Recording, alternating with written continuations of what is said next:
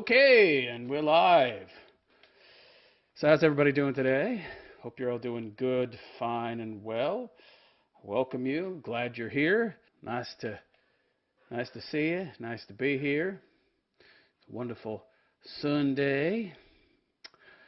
Got my trusty earplugs in because, as usual, there's a lot of noise going on. So I want to be able to hear myself think. Yeah, it's sad that that's necessary. I keep saying I'm going to move this either into my walk-in closet or back into my kitchen. Probably going to move it into the kitchen because at first I was thinking about the walk-in closet, but then I realized my neighbors next door, my new neighbors, make a lot of noise with music, and I could hear it in that closet too. So best I move it into the kitchen, which is much further away from the window. Don't have to worry about people overhearing so much and threatening my anonymity, because these walls that butt the sidewalk outside are quite thin, and people can hear very well what's going on if you're close to the window. I'm also thinking about maybe covering the window here. I'm not sure, maybe instead of moving things, but then I'd still have to deal with the noise from my neighbors. So, I suppose I could cover my windows with something, some kind of material that suppresses noise. I don't know. These are only single pane windows, which is horrible for insulation. Although the air conditioning and heat work surprisingly well, but still, it's not very good for keeping out noise. Single pane window, so figure maybe if I cover them up, that'll help some with the racket going on outside constantly. Another thing that would help is the school's open. These fucking kids. They're here all day with nothing to do. Of course, God forbid school's open. Andy Cuomo can put COVID patients into nursing homes with grandma and kill 12,000 people. God forbid we send the people that are the least likely to get infected out into the world. What are the odds of a kid getting COVID? Very slim. Less than the flu, in fact. They're more likely to get the flu. More likely to get the flu than COVID, but God forbid we acknowledge facts. Got to scare the shit out of people. And Mr. Fauci, who's now telling people to wear 2 masks. 2 masks, 3 masks, 4 masks, 5. How many masks should we wear? Well, you should wear 2 masks now. Well, how am I going to fucking breathe, old man? There's already been reports of people's lungs blowing up because they were idiots. They went for a run or some shit with a mask on, and they couldn't get enough oxygen, and their lungs were straining so hard that they exploded because they're wearing a mask. Bring it! Yeah. Bring it, Cuomo. Yeah. Bring it, Fauci. Yeah. Wear 2 masks. Yeah. Oh, 1 mask is good. 2 masks is better. These are the same idiots that back in March of last year were telling you masks don't even work. You don't need to wear a mask. That's stupid.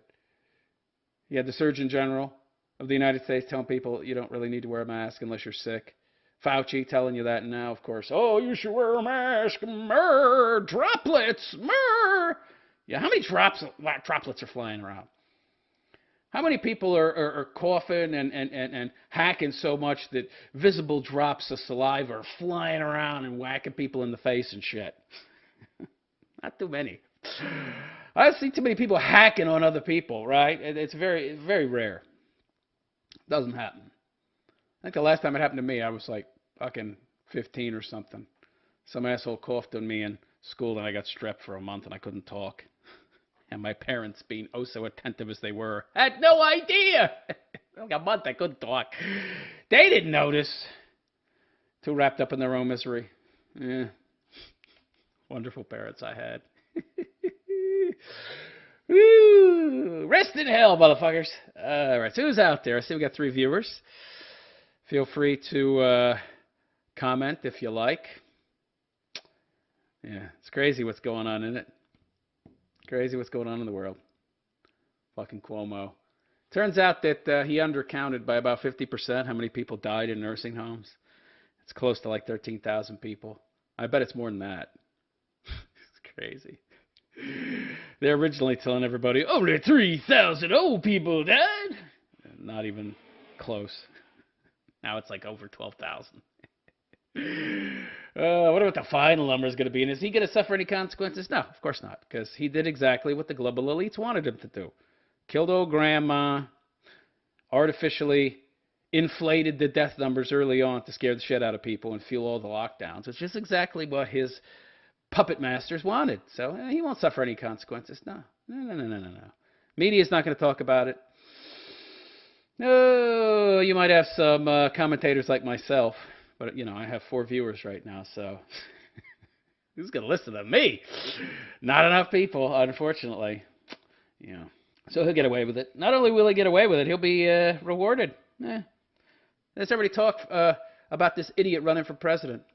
Fredo Sr., Andy Cuomo president. Can you believe that? Sadly, it's possible. I mean, now that the left controls the voting, who counts the vote? You watch, there'll be like the next election in 2024, there'll be another mutation of COVID. It's even more dangerous than the original. We got to lock down again, so back to mail-in voting. Yeah. Look at this. Andy Cuomo beat out Joe Biden as the most popular president in history. He's got even more votes than Biden did. Yeah. Andy Cuomo will win with like 90 million fucking votes. Well, nothing suspicious about that. No. Yeah. Trying to set him up to be the next president. Lovely. Lovely. And of course, Fox News, when they hold the debate, which they inevitably will, have that Chris Wallace or some other libtard pretending to be a conservative asking him questions. They won't ask about the nursing homes, of course. Mr. Cuomo, did you kill Grandma? How dare you ask me that, Chris Wallace? You're supposed to be a liberal shill just like me. Get all angry. Faux outrage like Nancy Pelosi does whenever some reporter asks her a question that she feels is too tough. I'm supposed to be getting softball questions. You dumb motherfuckers, I thought all you in the media understood. You don't ask hard questions. Where's my peach schnapps? Not that she could answer a hard question even if she wanted to. Fucking drunk half the time. Old broad, old biddy, old drunk, old fucking lush. What is she, 80? How's she still alive anyway? She's a drunk, alcoholic scumbag, in poor health. I doubt she exercises, eats a lot of fucking expensive ice cream. How's she still walking around, this old revenant that she is? Fucking A. Some kind of witchcraft going on there. Maybe she's one of those Satanists like Hillary Clinton. Hear about that? Hillary Clinton's supposed to be a Satanist, eats babies and shit. I mean, that's how she's keeping herself young, like the blood countess. Remember that blood countess that killed like 650 young women and bathed in their blood and shit and tortured them and everything in her castle? Boy, I can imagine Nancy Pelosi doing shit like that. Yeah. What if that would keep you young? Who knows? I don't believe in the occult and supernatural, so I don't think so. But there is a Satan out there. I'm sure that she sold her soul to him long ago. So who's out there? Speak up. I don't see anybody chatting here. Oh, fuck. This might be a very short monologue. I might have to jump right to the stories. And I have a special show today, baby. No politics. Just all fucking feminist nonsense. Relationships. Yes, that's right. Another episode of Relationship Reddit, baby, where I give advice to people who are asking for it on the Relationship Reddit. I think it's got like 4.5 million followers. Wow, there's a lot of clueless people out there, apparently. It's also apparently the blind leading the blind. If you ever read that Relationship Reddit, it's just stupid advice after more stupid advice. But I give awesome advice, baby. And funny, too. So that should be entertaining. After the monologue, if we even have a monologue. Jesus Christ, 12 minutes in and nobody's made a comment. What the hell's going on? So fake President Biden, how many executive orders has he signed now? Is it over 40? You're a dictator if you govern by executive order. You should have the consensus of the people. Yeah. First fucking 3 days in office, he signs like 36 executive orders or something. This fucking guy. What a fucking hypocrite. If the left didn't have double standards, they'd have no standards at all. This guy signed more executive orders his first week in office than any president in history, I believe. Oh, but he's the most popular president in history. He's gotten more votes than any president in history. Hell, he got more votes than fucking Obama. Yeah, they must love him more. Doesn't seem like it. Every single video on the White House page on YouTube is getting like ratio to fuck. Tons and tons of downvotes, like 10 times more downvotes than upvotes. So they turned off comments and voting. Wow, yeah. So transparent there, Biden. Yeah. You're going to have the most transparent presidency in history. Yeah. Meanwhile, you don't like your videos getting ratioed, so turned off all the comments. Oh, most popular president ever. Yeah. Sure he is. Sure. Oh, God. Fake president. I don't call him real president. He's not the real president. It's interesting, though. I think about it. The way I feel now is how leftists felt about President Trump for 4 years. It's so interesting, except their feelings were based on lies and propaganda, falsehoods. My feelings are based on real objective facts, on truth. So interesting how you convince people that lies are truth, and you just teach them so little about how to think logically, critically, that they'll never figure it out. It's so easy to program people these days. They can't think for themselves. That's why they're called useful idiots. Well, I guess Mr. TGISD Live isn't here anymore. Oh, well. 5 viewers. I'll take it. All right. I give up. So, very short monologue this week. I'm going to jump right into my first story. So I like to do the relationship advice Reddit a lot. There's actually 2 relationship Reddits. There's one that's just called Relationship Reddit, and there's another called Relationship Advice Reddit. The Relationship Advice one gets more posts. It's got 4.5 million subscribers, and I think the just Relationship Reddit has like 3 million. I like the Relationship Advice one. People ask a lot of dumb questions on there. It's some really funny fucking stuff. So let's get to it, shall we? All right. Post 1. Now, I'm not sure all of these are going to be there.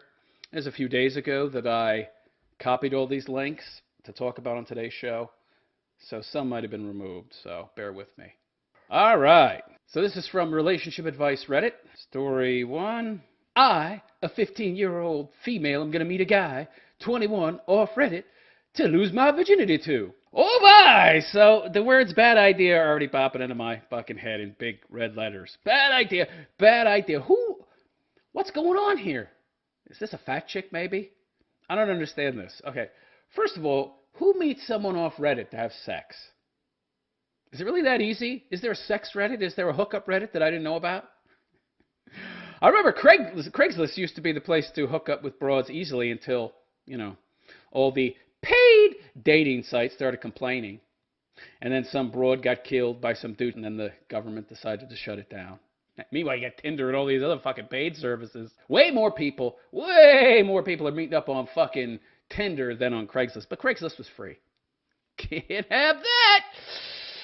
You can't hook up with Wayman or dudes if you're a Wayman for free. You should have to pay for it. Yeah. God forbid any free service exists out there. Deprive the big business corporate shills of some profits. So she's going to meet a dude off Reddit. I'm going to have to look into that. There's a hookup Reddit. Yeah. This is weird. What woman meets a dude on Reddit? What should I expect or know? Well, you should expect a loser. Probably. Because you're probably a loser broad if you're going to meet a dude on Reddit. What the fuck? Correct me if I'm wrong, but isn't it easy for broads to meet dudes and have sex? I mean, you're meeting a guy sight unseen and banging him. I mean, I guess you saw a picture. Not that, I mean, I don't know that for sure, but somebody can send you a picture of anybody. You don't know that that's them. And you haven't gotten a feel for the person. You haven't met them. You don't know if they have a creepy vibe or not.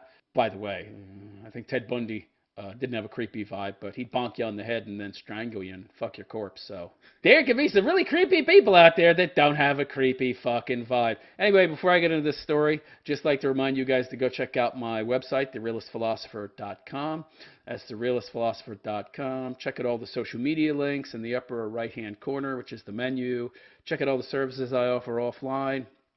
And also consider making a donation. You'll find 3 ways to donate at the bottom of the page. Any amount is greatly appreciated, and I could really use your help, so go check that out, therealistphilosopher.com. So I've never posted on here before, and this is the wrong place. And if this is the wrong place, then sorry. But this will be a bit of a ramble, so bear with me.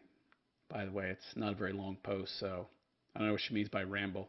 Does she mean a lack of periods? One giant run-on sentence? Well, let's see. I recently posted in a few R for R subreddits. I don't know what that is. Looking for someone to lose my virginity to. Well, if you're a good-looking broad, I'd be game. No strings! By the way, if she's a good-looking broad, why doesn't she sell it? It's like a Saudi prince or something. Aren't there all these broads running around out there selling their virginity to the highest bidder?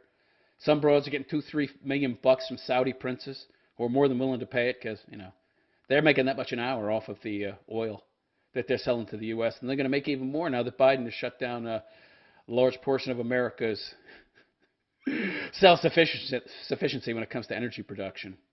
Yeah, why don't you do that? You could sell your virginity. Why give it away? Anyway.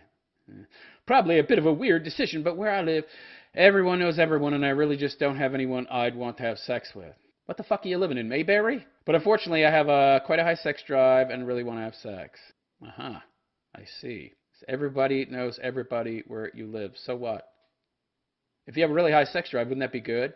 You bang a dude, and he tells another dude that you're easy, and then there's 2 dudes you can bang, and before you know it, you're getting multiple DMs, multiple texts, and your calendar's full. And you have endless sex. After sorting through a lot of replies, I started talking to this guy, and we really connected. Connected on Reddit. I see. We both verified we were who we said we were and hit it off. I don't know what that means, verified who you say you are. Yeah, him and his possibly fake ID. By the way, how would he verify who he was? I don't understand. Did he send you a driver's license? Could be fake. Those are pretty easy to fake. I'm curious how she verified that he is who he said he is. Oh, man. You hit it off, huh? This is one of the problems with young people today. They're very socially awkward. They have more experience talking online than in person. And hence, because of their lack of people skills and direct interaction, they don't have very good tools for judging a person's character, personality. So, yeah, you hit it off online. You can't really know anybody that well that way. You don't know if they're a serial killer or a fucking devout Mormon, which could be the same thing. I know a lot of those Mormons are sex freaks. I know that, with multiple wives. Anyway, after talking and sexting a bit back and forth, we've decided we want to meet. I don't get this. Why don't you just go down to your local supermarket, walk around the produce aisle a while, you'll run into a half a dozen guys that are probably better than this dude. Well, I don't know where she lives, so maybe not. And it could be she doesn't want to hook up with dudes in her own town and get the reputation for being a slut. But I thought that was a good thing. I thought that slut shaming was a thing of the past, and now it's something to be proud of. What do I know? He lives up the country from me. I don't know what that means. I guess north, far away. Maybe like 4 hours on the train. What? You're willing to travel 4 hours on a train, plus however far it is from the train station to his house in his car, to a house that could be in the middle of nowhere with a dungeon in it, and lots of BDSM gear and a camera and torture devices. God knows what. Wow, she's desperate. She must be a big fat broad, which I don't get because fat chicks, there's a lot of websites out there for chubby chasers too. There's a lot of dudes out there that would worship a fat broad. There's a lot of dudes out there that would love to get with Tess Holliday. Yeah, I know, it's hard to believe, but they have a fetish. Some dudes are into feet. You ever see that weird foot porn? Where dudes are like jerking off on broads' feet? Very odd. And there's some dudes out there that are into fat chicks. So I guess she's kind of naive, being 18, so she doesn't know that websites like that exist. Strange. I guess she wants to get with a normie guy, although this guy's got to be pretty desperate. Because listen to this. She says that he'll pay for the tickets for her to go to him and go home and everything, so I don't need to worry. That's very unusual. Generally speaking, if some dude is willing to put out that kind of money, he's desperate. He'll probably pay for the tickets with cash, too, and wipe them down so there's no fingerprints when she gets them in the mail. He'll be wearing latex gloves when he closes the envelope, and he'll use a sponge on the, glue to close the envelope instead of his tongue because he doesn't want to leave DNA. Oh, but I'm sure he's a great guy. This is highly suspect. Any dude that's willing to pay for all this and go to all this trouble, either he's a loser or a sicko. Either way, honey, I wouldn't go visit him. Obviously, I still live with my parents, but they don't really mind what I do. So I'm starting to see a problem here. So she's got parents that don't really mind what she does, even if it's something like this. Not very good parents, which would explain why she's got some clear-cut issues if she's willing to do something like this. One of them being very low self-esteem, I'm guessing. Yeah, they don't mind what I do, so I've just told them me and my friends are going camping for the weekend. Wait. Well, if they don't mind what you do, then why don't you tell them the truth? By the way, even at 18, I wouldn't want my daughter going out camping with friends. Are they male friends? Are they female friends? Is it a mix? If it's just female friends, that's dangerous. I'm going to go out to the middle of the woods with my fellow weak females. Yeah. Rape gang comes across your tent. There's some big burly mountain dude that's a sicko and rapes all these broads. Oh, but wait, women are equal to men. They're strong enough to fight him off, I'm sure. Yeah. I wouldn't let my daughter do that. Oh, but she's 18, realist philosopher. Well, you're still living in my house, so you live in my house, you're going to do what I tell you, and you're not going out fucking camping. These parents seem blissfully uncaring. They don't seem to care. They don't really seem to care about their daughter very much, which would explain why she doesn't seem to care about herself very much. I guess if your parents don't place much value in your well-being, you're probably not going to either. And then you're going to meet dudes on Reddit and bang them and lose your virginity to some loser who's willing to pay for your tickets there and back. Yeah, I'm sure that ticket going there will get used, but I'm not so sure the one coming back will. Yeah. She's going to end up in a shallow grave, perhaps. So I've just told them, me and my friends are going camping. We do this quite a lot, so it isn't unbelievable. Wow. Yeah. I guess nobody told her that the world is a dangerous place, and a bunch of young girls probably shouldn't go camping by themselves. What do I know?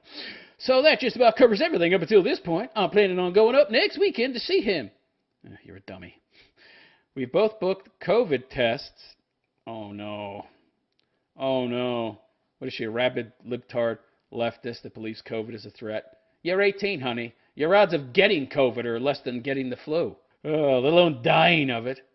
Unless you're a big, fat, fucking pig and have multiple comorbidities, you're probably going to be fine. We've both booked COVID tests for before we go, so that's not an issue. I'm really excited, but also nervous, and hoping people can give me any advice or tips to keep my cool during this to make sure that it's a weekend to remember. I'm sure it'll be a weekend to remember, but maybe not necessarily in the way that you're thinking. I'm getting a chilly feeling here, yo. Sorry if I've forgotten anything. I'll happily answer any questions. Oh, jeez. You want my advice, sweetheart? Don't go. Okay? Don't go. I don't know how old this dude is. 21-year-old male? Unlikely. Probably some 41-year-old dude pretending to be 21. He's probably thinking that once you've taken the time and the effort to get there, that once you are there, that you won't turn him down at that point. You thought you were meeting some 20-year-old hottie with a six-pack and a big dick, and it ends up being some big, fat, 50-year-old, accountant. Big beer gut and a tiny little micro penis. Uh-oh. Yeah. I think you shouldn't go. This is kind of shady, meeting somebody on Reddit. Why don't you get on Tinder? If you're just looking for random hookups, just get on Tinder. There's plenty of dudes in your area. Just meet somebody in your area. I don't understand. Small town. Doesn't matter it's a small town. There's plenty of dudes that'll bang you. Like that. This makes no sense to me. Why would some chick get on a train and travel 4 fucking hours one way, probably another half hour or more with the drive in his car, possibly with chloroform, soaked rag in the glove box.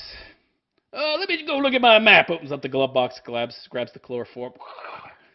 Next thing she knows, she wakes up in a fucking coffin. I would not go to this guy's fucking house, sweetheart, okay? I would not go to meet some random stranger 4 hours away from your freaking house. It's very sketchy. Wow. Why can't you meet some dude where you live? I don't understand. So, my advice to you, if you're so anxious to have sex, just go meet some guy. They're everywhere. Go to the Starbucks. If you're in some, podunk town where there's no Starbucks or anything, I don't know. Go to the supermarket. There's plenty of guys you can meet at the supermarket. I met broads at the supermarket before. I met them on the train. I met them on the bus. They're everywhere. And dudes are everywhere, too. I really don't understand the desperation. It's so easy for a woman to get laid I really don't know why some broad would jump on a train for 4 hours. It's so odd. Unless she's trying to maintain some kind of Puritan image among those that live in her community. I mean, if it's that fucking small, I don't know why you care, though. Sounds like you're a libtard. Sounds like your parents are libtards. Sounds like you're leftists. All you people are hedonists. You have no shame, so I don't know why you care. Anyway, let me know what you think. Is this guy that she's going to meet a possible sicko, wacko, creep who may or may not turn her into a stuffed mummy doll that he'll have in his closet for whenever he wants to talk to somebody? Let me know in the comments section. Please like and subscribe to my BitChute channel if you have not already. BitChute.com/The Realist Philosopher. And again, if you really like and appreciate the raw, ripple nature of my content, please consider going and checking out my website, TheRealistPhilosopher.com. That is TheRealistPhilosopher.com, and making a donation. I could really use your help. I'll never understand why some broad would go to meet some random dude 4 hours away on a train.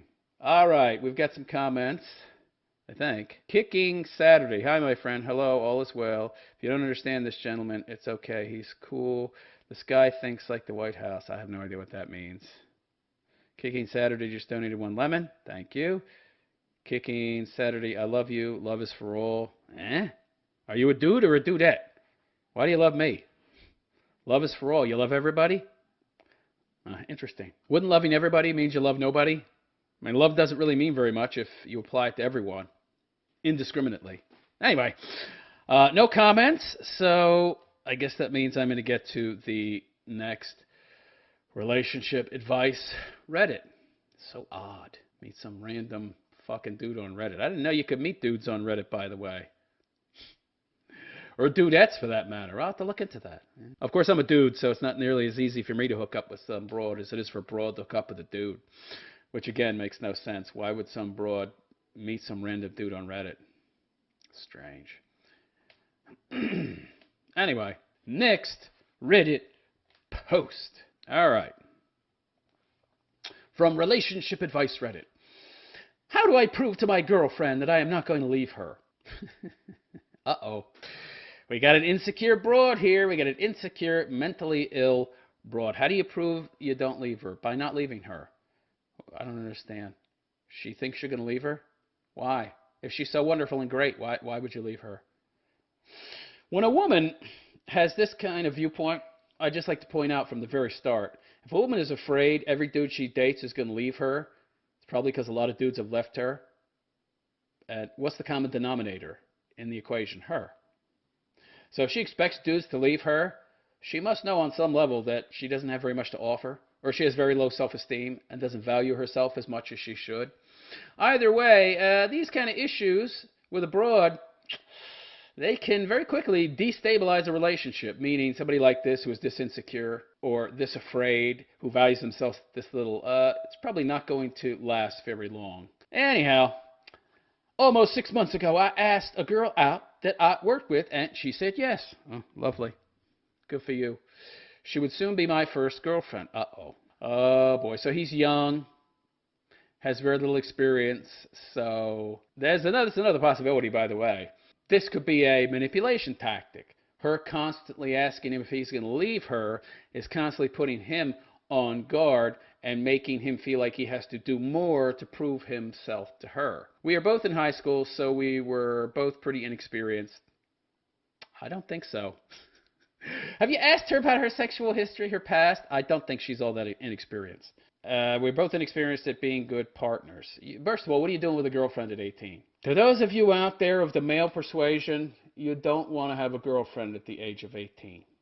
You don't want to have a girlfriend until at least the age of 25. Maybe later. And you don't want to live with some broad or marry some broad or have kids with some broad. But you definitely don't want to have a girlfriend this early on. I mean, why tie yourself down? All women are earlier on in life as an anchor. They do nothing more than hold you down, and they're going to try to do their damnedest to stop you from fulfilling your dreams, especially the insecure ones, okay? They're going to hold you back as much as they possibly can. And we've seen this whenever we see some broad who gets with a dude who then becomes successful, right? What does she do? She complains that he's never there. First she's complaining, you don't have enough money and ambition. Then when he starts working, and working a lot, and getting successful, and making good money, then she's complaining that he works too much. You can never please women. So while women clearly do want resources, once they get what they want, they're still not happy. So if you want to succeed and accomplish your goals, the one thing you don't want to do is get with some broad because they're a distraction. You want to wait until you've achieved your goals, achieved your success, achieved your dreams in life, and then maybe you might want to have a girlfriend. Or just spin a lot of plates and have multiple broads that you see. But you're not tied down to any one. And believe me, it is being tied the fuck down. Oh, man. So 6 months later, and I pretty much decided that I am truly in love with this girl. Yeah. At age 18, you've decided you're in love. Is that something you can decide? I thought that love was involuntary. I thought it was an involuntary attraction, emotion that you experienced in regards to another person's virtues. Love is supposed to be involuntary. Now, of course, you can decide not to love somebody because they're a scumbag and have a lot of negative traits, but love itself is the involuntary emotion, attraction to the virtues of another person. It's not something you just decide. You know what? Today I decided I love you. Oh, and I also decided I like rye bread. Interesting. So interesting. We are constantly together. Oh, boy. I'm smelling codependency here. We have never had a fight. Really? And in my opinion, we have a very healthy relationship. I am calling bullshit because if this broad is constantly asking you to prove that you're not going to leave her, it's not healthy. However, she is constantly in fear of me leaving her, even though in my eyes I have done nothing wrong to make her feel that way. But you see, this is a manipulation tactic, I believe, to make you feel like you've done something wrong so that you then redouble your efforts to please her. Puts you on the defensive, makes you anxious, makes you afraid. Her last boyfriend might have caused this. Wait, you just said that you're both relatively inexperienced, but she's had a prior boyfriend. Like I said, total bullshit. He might be inexperienced, but she is not. So her last boyfriend might have caused this, however, as he was mentally abusive, and ended up cheating on her. Now, how was she, in fact, why was she in a relationship with a guy that was abusive? Probably because she was abused as a child by her parents or someone close to her. Very likely her parents. They're the ones that can be most likely to get away with it. And I'm guessing she still lives at home, so she's still living in the same abusive environment that caused this kind of insecurity in her, this kind of anxiety. And then what happens? She gets into a relationship with an abusive dude. And now she's abusing you with these false accusations and these fears. Yeah. Projecting her own insecurities onto you, which is abusive. And you think you have a good, stable relationship. Really? Think again, partner. Me and her will sometimes just be relaxing together, and pretty much out of nowhere, she will have a full breakdown about me leaving her. So last the boyfriend was mentally abusive, cheated on her, so now she expects you to do the same. And even though you've shown no signs of doing this and you're completely loyal, you're doing everything you're supposed to do, she is inflicting upon you the consequences of actions that are not your own. Yeah. So she's got a lot of baggage. And she's projecting her negative emotions about prior abuse by her parents probably and her ex-boyfriend onto you. Oh, that sounds so stable. What a lovely relationship. Boy, I'd really want to be in that. Yeah. No. I don't know what this could have originated from. I just told you. It's also really hard for me to get her to talk to me about her emotions. Really? No, it's not. She's just faking here. This is an act. She wants you to prove that you care about her. So you have to go through this whole song and dance. You have to pry it out of her. It's like pulling teeth, essentially. That's a manipulation tactic to get you more invested in the relationship than she is. It's basically a manipulation tactic to get you to come under her spell, for her to have control over you.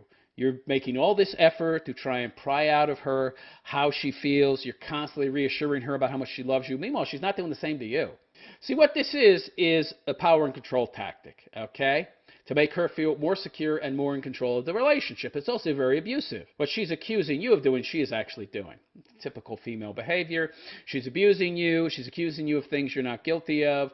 She's essentially forcing you, if you want to stay in the relationship, somebody who is very inexperienced, that doesn't know what red flags to look for, to put out much more effort than she is to make the relationship work, which means she has more power over you. That's what she wants. This is a total, complete manipulation tactic. You do know that, pal, right? If you didn't, you do now. Yeah, I'm making all this effort to pry out of her how she feels, which right away tells you that this is all fake, this is all an act, because you don't have to pry to get women to tell you how they feel. Anybody that has any experience with women knows that they are fucking chatterboxes, that they love to talk about their emotions. That's all they fucking talk about. Meanwhile, you want to talk about your emotions? I don't care. And then they'll accuse you of being emotionally unavailable. Yeah, right. You can never get a word in edgewise. All they do is talk about themselves, never express any interest in you, and then you're the one who's emotionally unavailable because she could care less about your emotions and thoughts. But it's your fault. You're the one unavailable.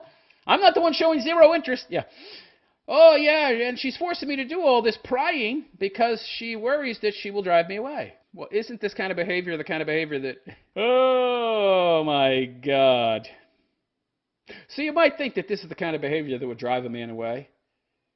It would drive a man away if he had any experience and recognized red flags. But since he's a pathetic weakling, blue-pilled mangina simp like this guy, he doesn't get it. He doesn't get it. This guy clearly himself is rather insecure. Maybe he was abused as well, which makes him very susceptible to this kind of manipulation. I get sad when she gets sad. Oh, boy. Wow. Emotional tampon to the umpteenth degree. And she is trying to avoid me being sad. Really? Is she? Is she, though? I mean, she's constantly forcing you to reassure her that you're not going to leave. She's constantly forcing you to express your love and adoration, which gives her ever more power, ever more hand in the relationship. She's manipulating you, which in and of itself is abusive and, of course, makes you sad, but she doesn't want you to be sad. She thinks her actions contradict her words. Anyway, so she doesn't show her sadness to me. What are you talking about? You just said that she's constantly breaking down and expressing her sadness to you. Now she's saying she doesn't express her sadness? Oh, pal, wow. You were just a lump of unhardened clay, aren't you? And she's just shaping and molding you and telling you what to think? Wow. Well, you're a weakling, pal. No matter how many times I've reassured her, her doubts always come back. But I thought you just said she doesn't express her sadness to you. Sounds to me like you're saying what she's told you to say. Wow. She is also very self-conscious. No.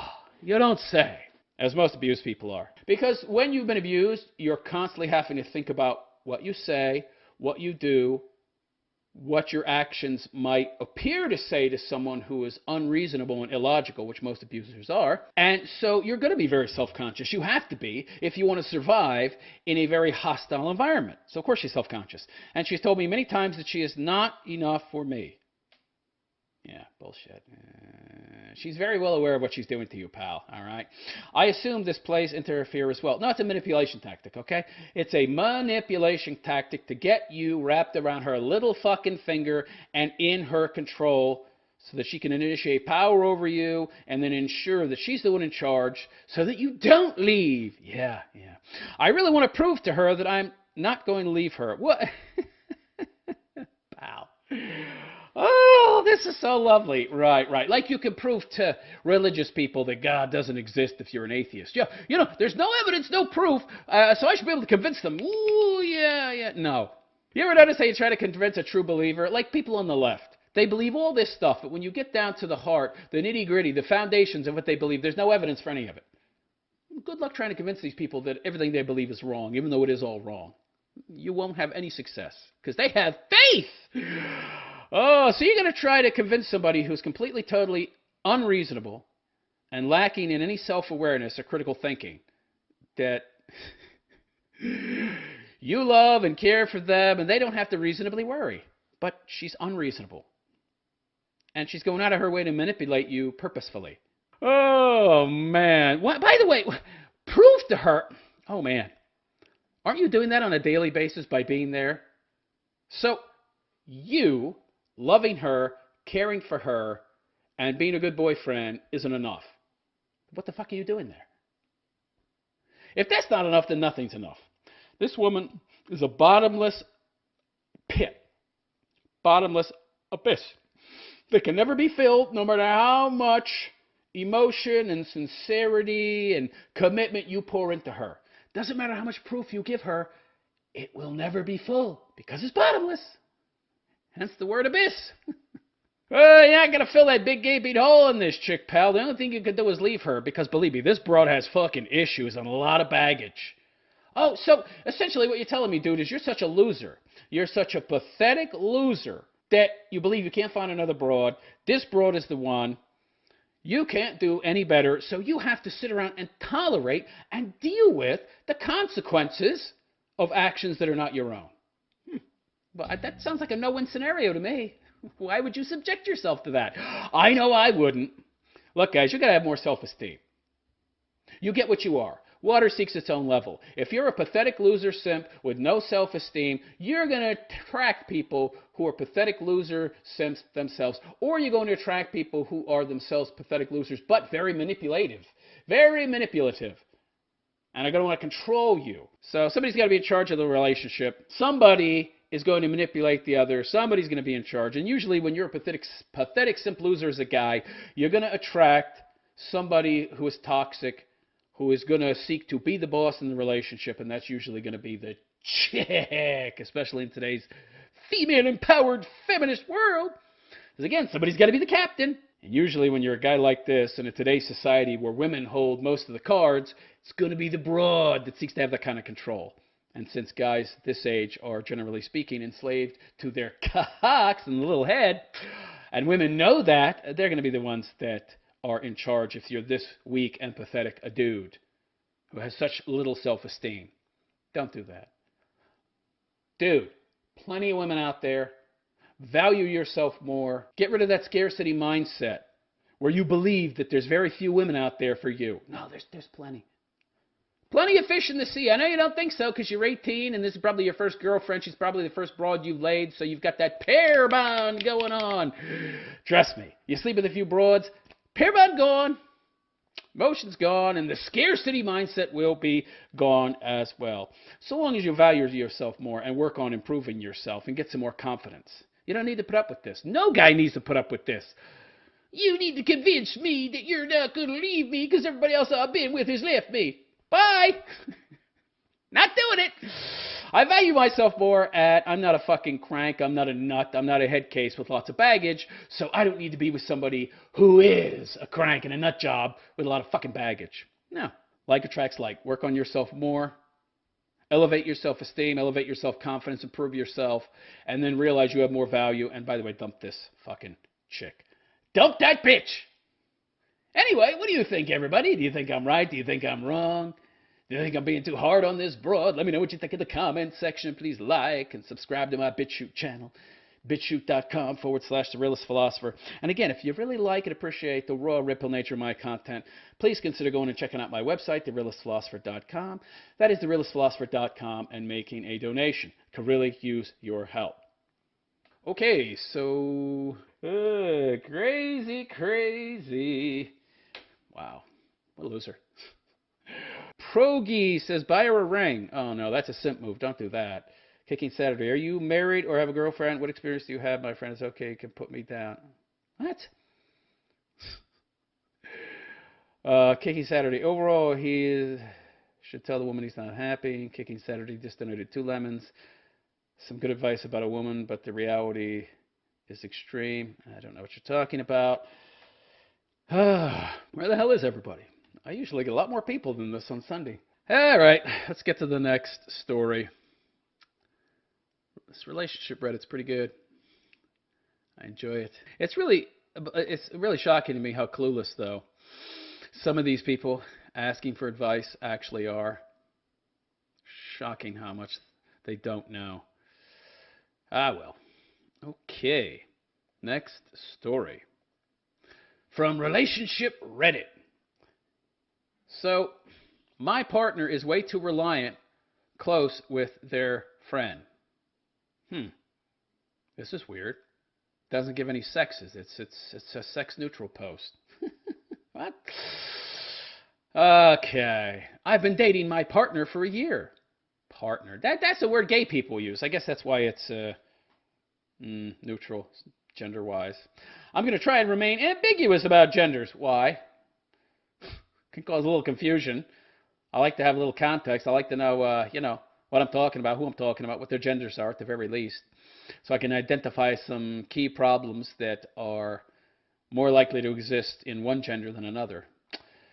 And I want to do this because, It may change how people see it. Yeah, it might change. It might give me the ability to more accurately diagnose your problem and give you an answer. Oh, well. So this person goes on to say, when I met them, I was aware they had a close relationship, friendship, as their roommates, and I understand that. Okay, already I don't like this story. All right, I'm not even going to review it. No. Oh, pass. Pass. You're not going to give me enough background information. I'm not going to give you advice. It's that fucking simple. Let's move on to the next story. This one should be good. From Relationship Reddit. My 30-year-old boyfriend hit me. I'm a 20-year-old female. I'm not sure if I can forgive him. The word, by the way, ought to be should. I'm not sure if I should forgive him. Can forgive him. Guess it's close enough. Wow. So 30-year-old dude with a 20-year-old female. So they've been together for 2.5 years. Living together for 2. Whoa. So I'm hoping she's at least 20.5 years old. That means he would have met her when she was 18 and he was 28. Whoa. First, let me say, way to go, dude. Very nice. But should you forgive him? No. Don't you have any self-esteem? Probably not. Which is why he got with her. So sometimes an older person likes to get with a younger person because it gives them more control, gives them more power because they have more experience, makes them more able to manipulate the individual. This oftentimes happens with narcissists, people that have very little to bring to the table in terms of virtues to a relationship. So because they don't bring very much to the table, which would keep the person there, they have to have more ability to manipulate that person to keep them there. It's a hallmark of an abusive personality, which in and of itself should tell you all you need to know about the person, which is that you should not be in a relationship with them. But anyway, so just a little backstory. My boyfriend has always been a bit of an aggressive person, which I'm sure you liked. He's so aggressive. Oh, he'll protect me if I get in danger. Made you feel safer, right? That's why a lot of broads like to get with dudes who are in prison. Not really like fighting, but he gets mad pretty easily. It's a bad sign, by the way, lack of self-control. He used to scream at customer service people whenever a company would make a mistake. Psycho. Nice. You can pick him, honey. It seems like he's taking these mistakes as some kind of personal issue. Yeah. Since this gives some inconvenience in life, he started working on it, and it actually got a lot better. Got a lot better with strangers. But he beat the crap out of you.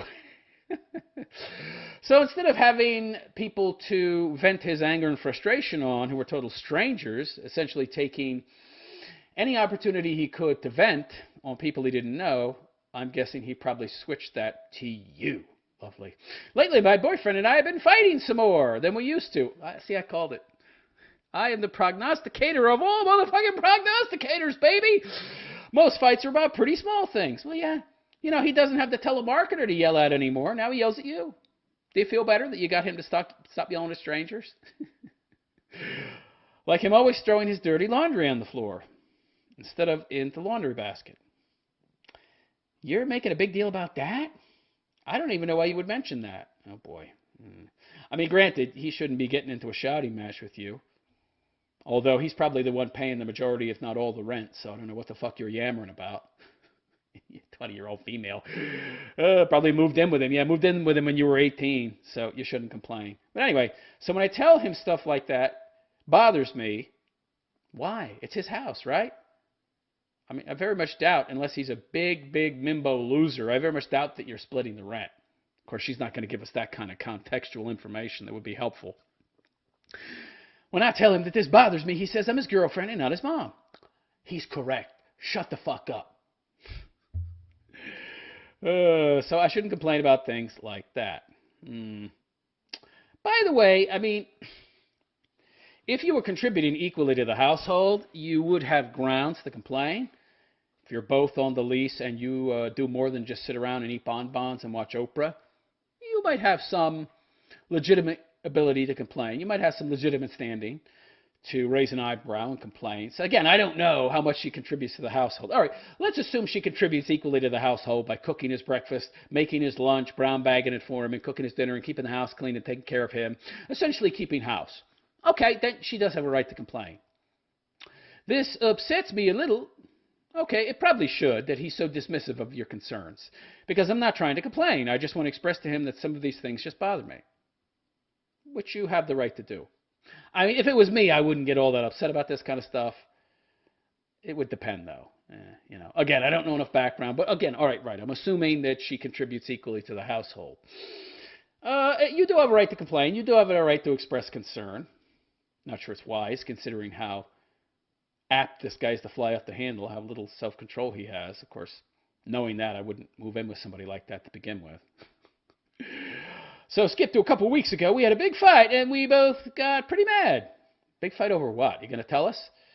In fights, I tend to go from mad to crying. Oh, yeah. When I realize that I don't want to fight. Well, wait. Okay, now. Okay, so I'm starting to see some issues here. First of all, if I have to guess, I would guess that she's kind of acting like mommy. Like, whenever she sees clothes on the floor, whenever she sees a sock, she's probably, I thought I asked you not to do that. Could you please not do that? She's nagging. So first of all, ladies, for those of you women out there that don't understand the difference between raising an issue and complaining, one is where you sit down and have a rational conversation with the person, and the other is where you nitpick and constantly, in little amounts, pick, nag the fucking person. You threw your shirt on the ground again. You threw your socks on the ground again. Like every time they do a little fucking thing wrong, you complain instead of sitting down with the person and having a, reasonable, communicative conversation with them. But Realist Philosopher, all conversations are communicative. No, they're not. Fighting's not. Having conflict is not. No, having a calm, cool conversation, letting them know that you have an issue with this and why, instead of constantly pointing it the fuck out, which bothers the hell out of men, which she doesn't seem to understand. So if that's what you're doing, nagging, yeah, you're acting like his mommy, and that's the wrong way to deal with it. But anyway, which, by the way, is why you, as an 18-year-old, shouldn't be moving in with some dude 10 years older than you. You don't have enough life experience, relationship experience to deal with the situation to begin with. I give the same advice to women that I give to dudes. You should not be getting into serious relationships, let alone moving in with somebody at that young a fucking age. So anyway, when I realized that I don't want to fight, so why did you fight? She's probably the one initiating the fight. She's already admitted that she pretty much nags the guy, which is the wrong way to deal with it. It is okay for you to raise concerns, but not nag. There is a difference. So I walked away and laid down on the bed to cry and calm down a bit. Oh, Lord. Immature. Another reason why you shouldn't be in a relationship at this young an age. Women are, generally speaking, very immature these days, much more so than they used to be even 100 years ago. She might be 20 now, but she's probably got the mentality of a 10-year-old. He walked right behind me, and then when I laid down, he started hitting me on the back of my head. Get out! Get out! You might have been nagging him. You might have initiated the conflicts, which she didn't tell us, but I can guess by what she's already said that she's the one that initiates most of the conflicts by not dealing with them correctly and not broaching the subjects in an appropriate manner and instead nagging him, which is pretty much what I'm getting from what she said. But that's no excuse for hitting you. Leftists also don't seem to understand this. He's probably a male feminist libtard. They all don't seem to understand that words are not violence. There's no such thing as microaggressions in the form of words that somehow justify you to reply to words with fists. There's no justification for striking somebody in response to words.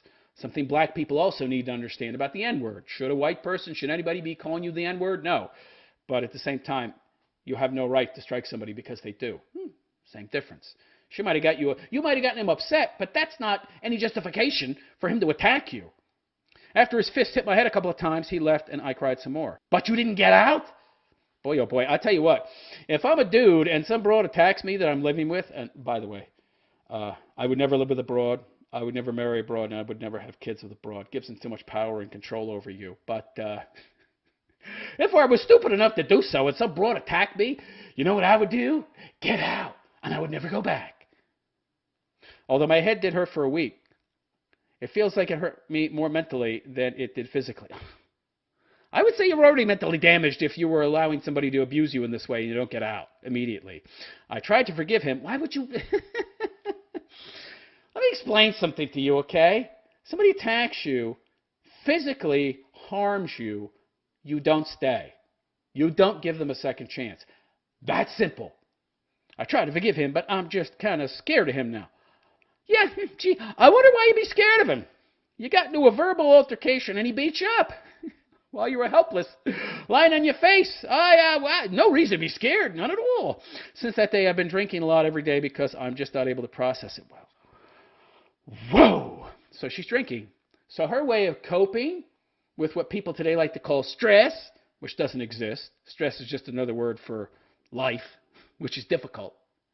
But people can't cope these days, so they call it stress. Oh, man. Somebody who can't deal with life and goes to drinking already has some issues. I'm going to guess that you didn't have very good parents. Probably narcissistic, abusive parents that didn't teach you any real coping skills. The reason I can call them narcissistic is because somebody who has this little ability to cope had parents who were very disengaged and disinterested.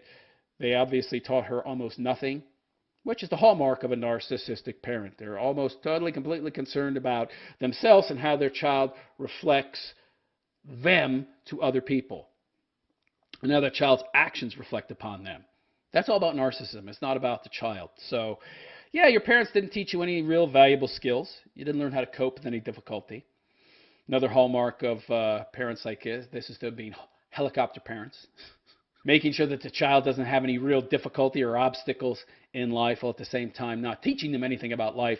You end up with a person who essentially has no ability to cope with difficulty, so instead they drink a lot every day when they experience any kind of difficulty in life, because they have no coping skills, like this girl. Then this Monday, he actually told me I should leave. Insult to injury, because he didn't want to be with me anymore. He wanted you to leave. So it's his name that's on the lease? Wow. Okay, ladies, first of all, don't live with a dude when you're 18. If you're going to live with a dude, you both should rent the home together. And both your names should be on the lease, okay? Both. So he can't do something like this. He's already got more power over you through his life experience. And I would say this to some dude that moved in with some older broad as well. He or she, whoever's older, has a lot more life experience, depending on your age, a lot more relationship experience, and a lot more ability to manipulate and control you than vice versa. So you need to have as much power as you can possibly have in the relationship in regard to negative consequences, they can inflict upon you if you don't do or say or act in the way they want you to. For example, having your name on the lease, so if you piss them off, they can't just arbitrarily kick your ass out, which, by the way, he can't do, because you lived there for 2 years, so you've established residence. So in reality, he would have to evict you, although I don't know why you would want to stay there anyway with some dude that beat you up. Why didn't you call the fucking cops? Oh, my God. I'm usually pro-dude, but this kind of behavior is unforgivable, and you should have called the cops on him. But instead, like the victim you probably have been much of your life, either you had abusive parents or parents that neglected you and didn't prepare you for life. Same difference, really. Who knows? I don't know enough about this broad's history. It's difficult to speculate, but I can speculate some. And apparently this girl has the professional victim mindset. And generally speaking, professional victims don't often seek some kind of help, like the police. So he wants you to move out. Oh, okay, so I'm guessing his name is on the lease. You probably moved into his apartment where he already lived, or maybe his house, and therefore you don't have enough power. Again, I don't know why you would want to stay. I would have left the moment somebody laid a hand on me. Oh, yeah. He got mad about me not wanting physical contact in the last weeks. Whoa. So he didn't even apologize. He didn't even acknowledge that he had done anything wrong. It's your typical abuser.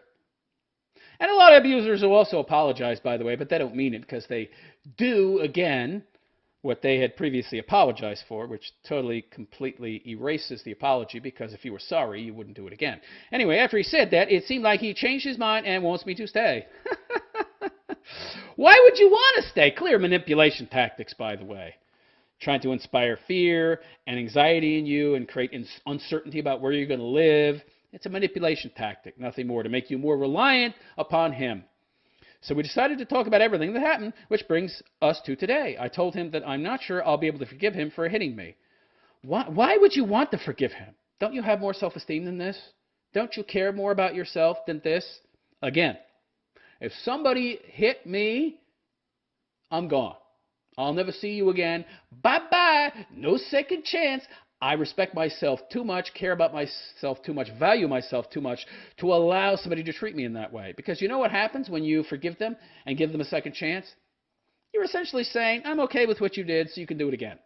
So you're essentially incentivizing their bad behavior by rewarding it by staying. The only way people learn is that consequences to their actions. Something you apparently never learned. Yes.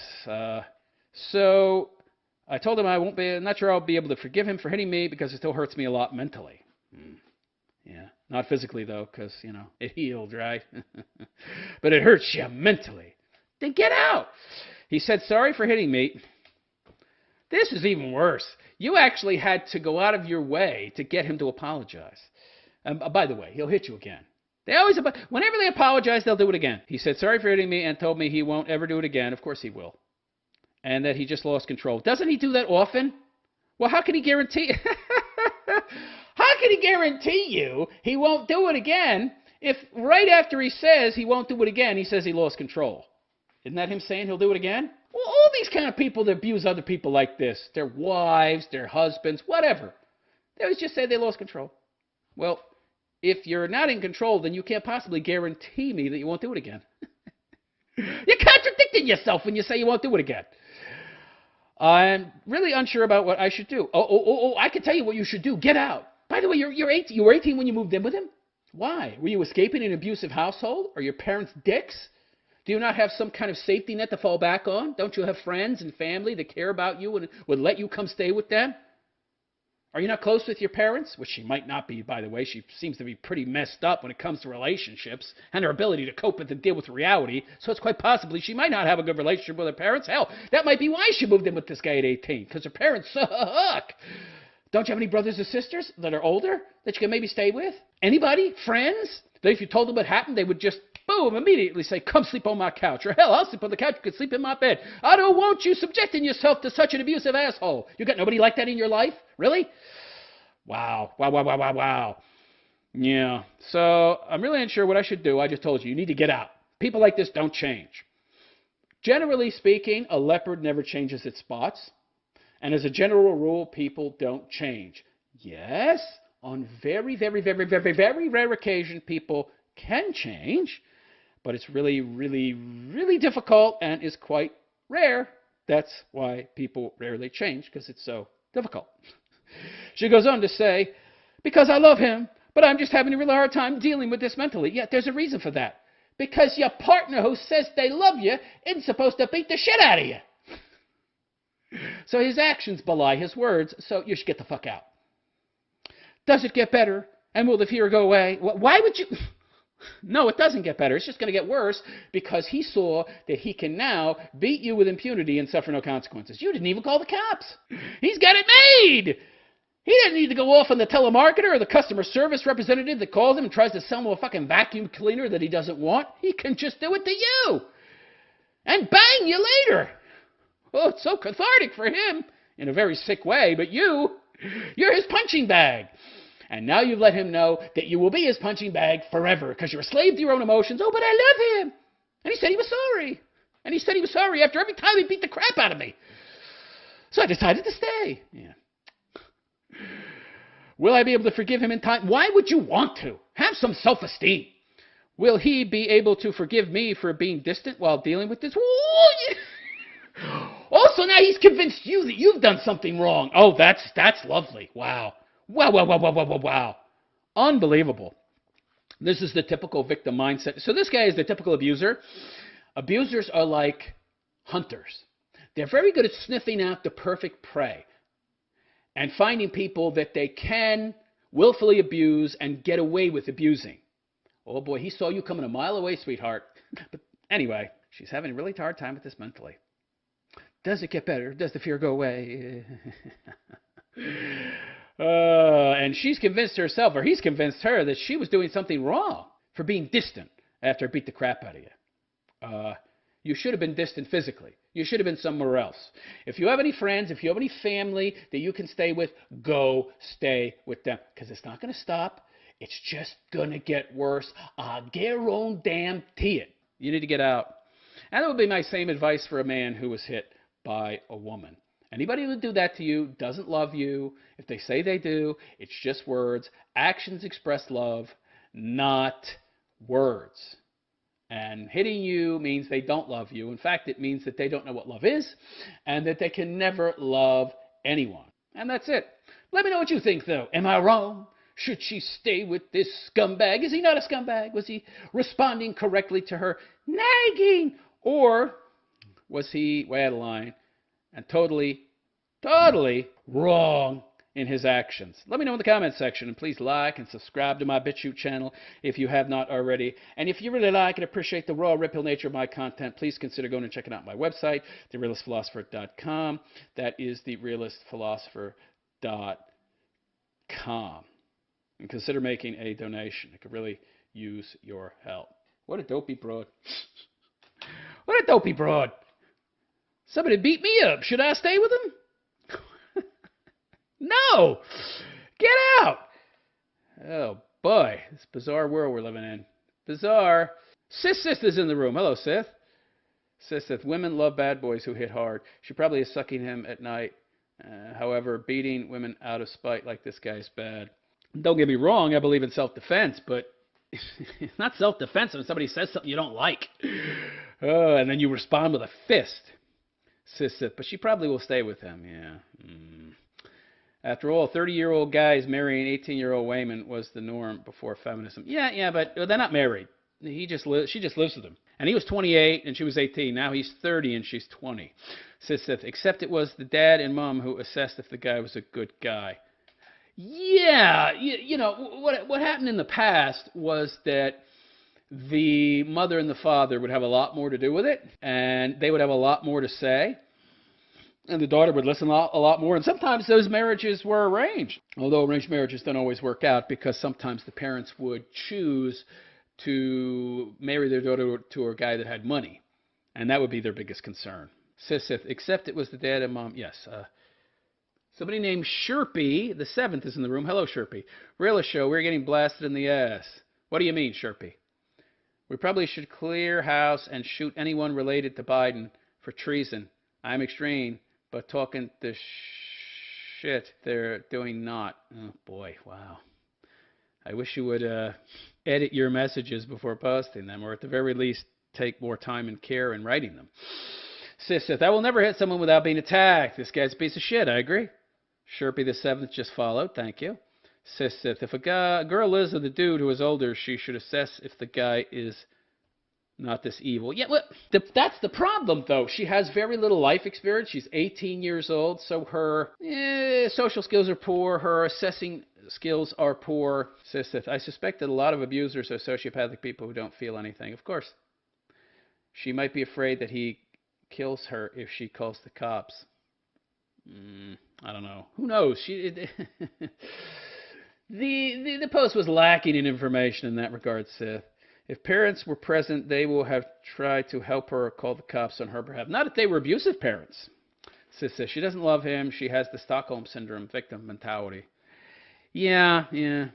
Well, it's hard to say. You could say the same that she doesn't really know what love is either. The girl wants to end up dead one day, I think. I have known a guy who saved an abused girl like 15 years ago. They have 3 kids now, and the guy is happy with her. I hope no divorce for him. Well, you don't live in the house. You don't know that he's happy. And if he is, good for him. I'm not Captain Save-A-Ho, though. I'm not looking to save anybody. And generally speaking, women that have been abused are damaged goods. They're damaged goods, and they come to expect that kind of treatment from others. Yeah. And if they don't get it, they oftentimes aren't happy. They oftentimes are not happy. I remember one broad I dated. She expected guys to treat her like crap because she very early on in her life had been treated like crap by a guy. And so she just treated you in a way that she would treat somebody who was treating her like crap but didn't. And, of course, this would push you away and eventually push you to just treat her like crap, and then it would be like a self-fulfilling prophecy kind of deal. Get out of any relationship like that, man. Don't put yourself in a position where you are suffering for the bad actions of others, which is almost any woman that's been in A bad relationship. Another reason why relationships today are kind of non-starters. Okay, let's move on to the next story, shall we? I got a lot of Reddit posts to get through here, and I don't want to be here until midnight. From Relationship Advice Reddit. So my girlfriend wants me to leave the house so she can have a guy over. I'm sorry, I'm a little speechless. Never ceases to amaze me how dumb some of the questions are, because in my mind, the answer is so obvious, why do you even need to ask for anybody else's advice? My girlfriend put a gun to my head and threatened to shoot me if I was ever late getting to dinner again. Should I stay? Why do you even need to ask me that? Are you kidding me? Oh my God. Anyway, before I get into this post, I'd like to ask those of you out there that like and appreciate the raw, ripple nature of my content to please go check out my website, therealistphilosopher.com. That is therealistphilosopher.com. You'll find a lot of useful social media links, as well as 3 ways you can donate at the bottom of the page. Any donations are greatly appreciated. And also consider following me on BitChute, bitshoot.com/therealistphilosopher. Okay, back to the story. So my girlfriend wants me to leave so she can have a guy over. You know what I say to that? Enjoy this guy. I'm out of here. Of course, let me explain something to you. Don't tolerate crap from women, all right? If some woman comes to you that you're dating and says she wants to bang some other dude, have fun. Of course, it depends on how serious the relationship is. I mean, if she's just some, pumper and dumper or friends with benefits, the fuck do I care? Of course, if that's the case, she wouldn't even need to come to me. I'm assuming these two live together or are often over each other's homes because they have a more serious relationship. If she's just some kind of, clank and then tank, pumper and dumper type deal, you wouldn't give a fuck. But if it's a more serious relationship, you shouldn't tolerate that kind of behavior. You don't need to control her. You just say, hey, you want to have some guy over to your house, our house, and you want me to leave? I'm out of here. I'm off to the hotel. You can take over the lease, and I'm moving out. So the post begins by saying, I'm currently spending 3 nights at her place while her flatmates are on a trip abroad. Okay, so they don't live together. He's just spending some time with her, staying there because her roommates are out. Okay. So it's his girlfriend. It's a serious relationship. It's not a friends with benefits type deal. Okay, so there's a commitment here, which is supposed to mean you're just seeing each other, nobody else. Tomorrow, we were supposed to spend the day together, and then in the evening, she was supposed to come over to my place prior to her flatmate's arrival, since she's scared they might bring COVID from their trip. Oh boy, young people are so stupid. They believe this COVID nonsense. Today, after 3 months of seeing each other and 2 weeks dating officially, I took her to meet my parents at her request. Really? You know the message that would tell me if my parents were still alive and I had a relationship with them? That kind of messaging, that kind of action would tell me that you are very much interested in a committed, one-on-one, monogamous relationship. Usually, the guy has to convince the girlfriend to meet his parents and vice versa. It's not usually the other person that comes to you and says, I want to meet your parents. I mean, that kind of action, I would think that the implicit message would be you want something much more serious. Okay, so far so good. I understand where we are. So, yeah, she spent the trip back home texting. So you went to meet your parents, okay. And then after meeting your parents, she spent the trip home texting on her phone. Now that's weird. Like, maybe she didn't like your parents. I don't know. Maybe she came to the conclusion that I don't want these people ever to be my in-laws. So, I've changed my mind about a serious relationship. I don't know. That's weird. If I insisted on meeting some broad's parents on the drive home, I would probably be spending the trip talking to the person I'm in the car with about the meeting and what I thought of the parents. Instead, she's texting. By the way, that's a bad sign, by the way. If you're going somewhere with some broad and she's spending the time texting instead of talking to you, that's not a good sign. That doesn't send a good message. What that means Not always, but I think most of the time it means that she's not very interested in communicating with you. And that does not bode well for the future of your relationship because relationships are based to a large extent on communication. But anyway, so she spent the trip back home texting, and upon close to arriving at my home, her home, he doesn't say, she said she wanted to meet a guy tomorrow. What? What? And suggested I should leave her apartment in the afternoon and not come back, and then she'd meet me at my place on Friday? He doesn't mention what day it is that she said this. What? What? This reminds me of that Seinfeld episode where that broad was dating George, and she was like, I ran into a friend from college, and then yada, yada, yada. The next day I was exhausted.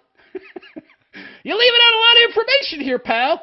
And she was leaving out a lot of information. I wonder if there were some yada, yada, yadas in there. So she wanted me to leave so she could be alone at her place with some dude. And yada, yada, yada. The next day, boy, I was tired. That's insane. So literally, right after she met your parents, who she insisted on meeting, which sends the message that she wants a more serious relationship, she then tells you after that she wants to meet some dude and be alone with him? Did you ask her why? Oh, wow. This is crazy. This was not even 30 minutes after meeting my whole family for dinner when I inquired about who the person was, and she said it was just a guy. Did you ask her what she wanted to do with him? What kind of pathetic pansy loser are you that you didn't press the issue? Let me explain something to you guys out there, by the way.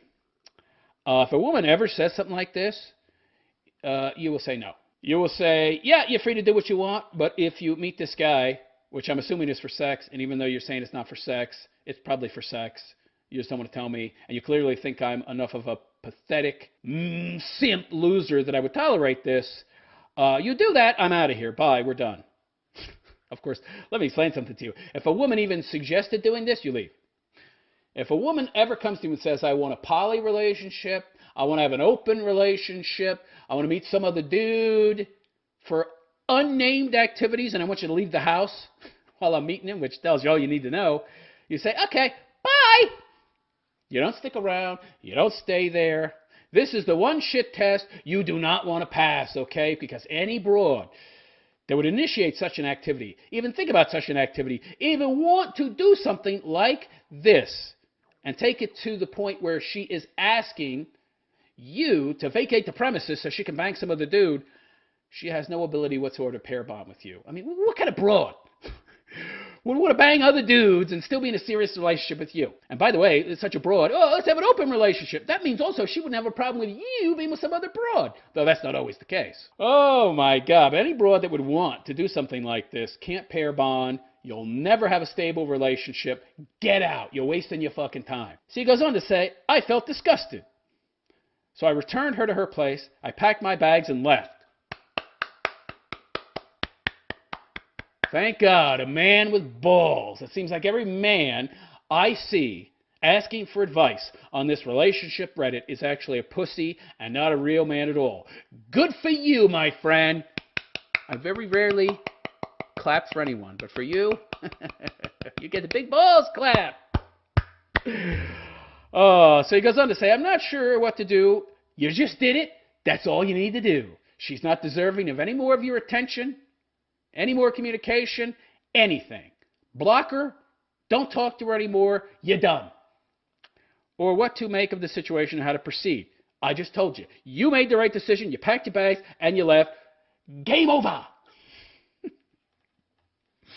Game over. Any advice is welcome, he says. Kind regards and thank you in advance. I just told you what you need to do. Never see her again. Never talk to her again. This is a toxic individual. And you seem like a nice guy, which is good and a bad thing.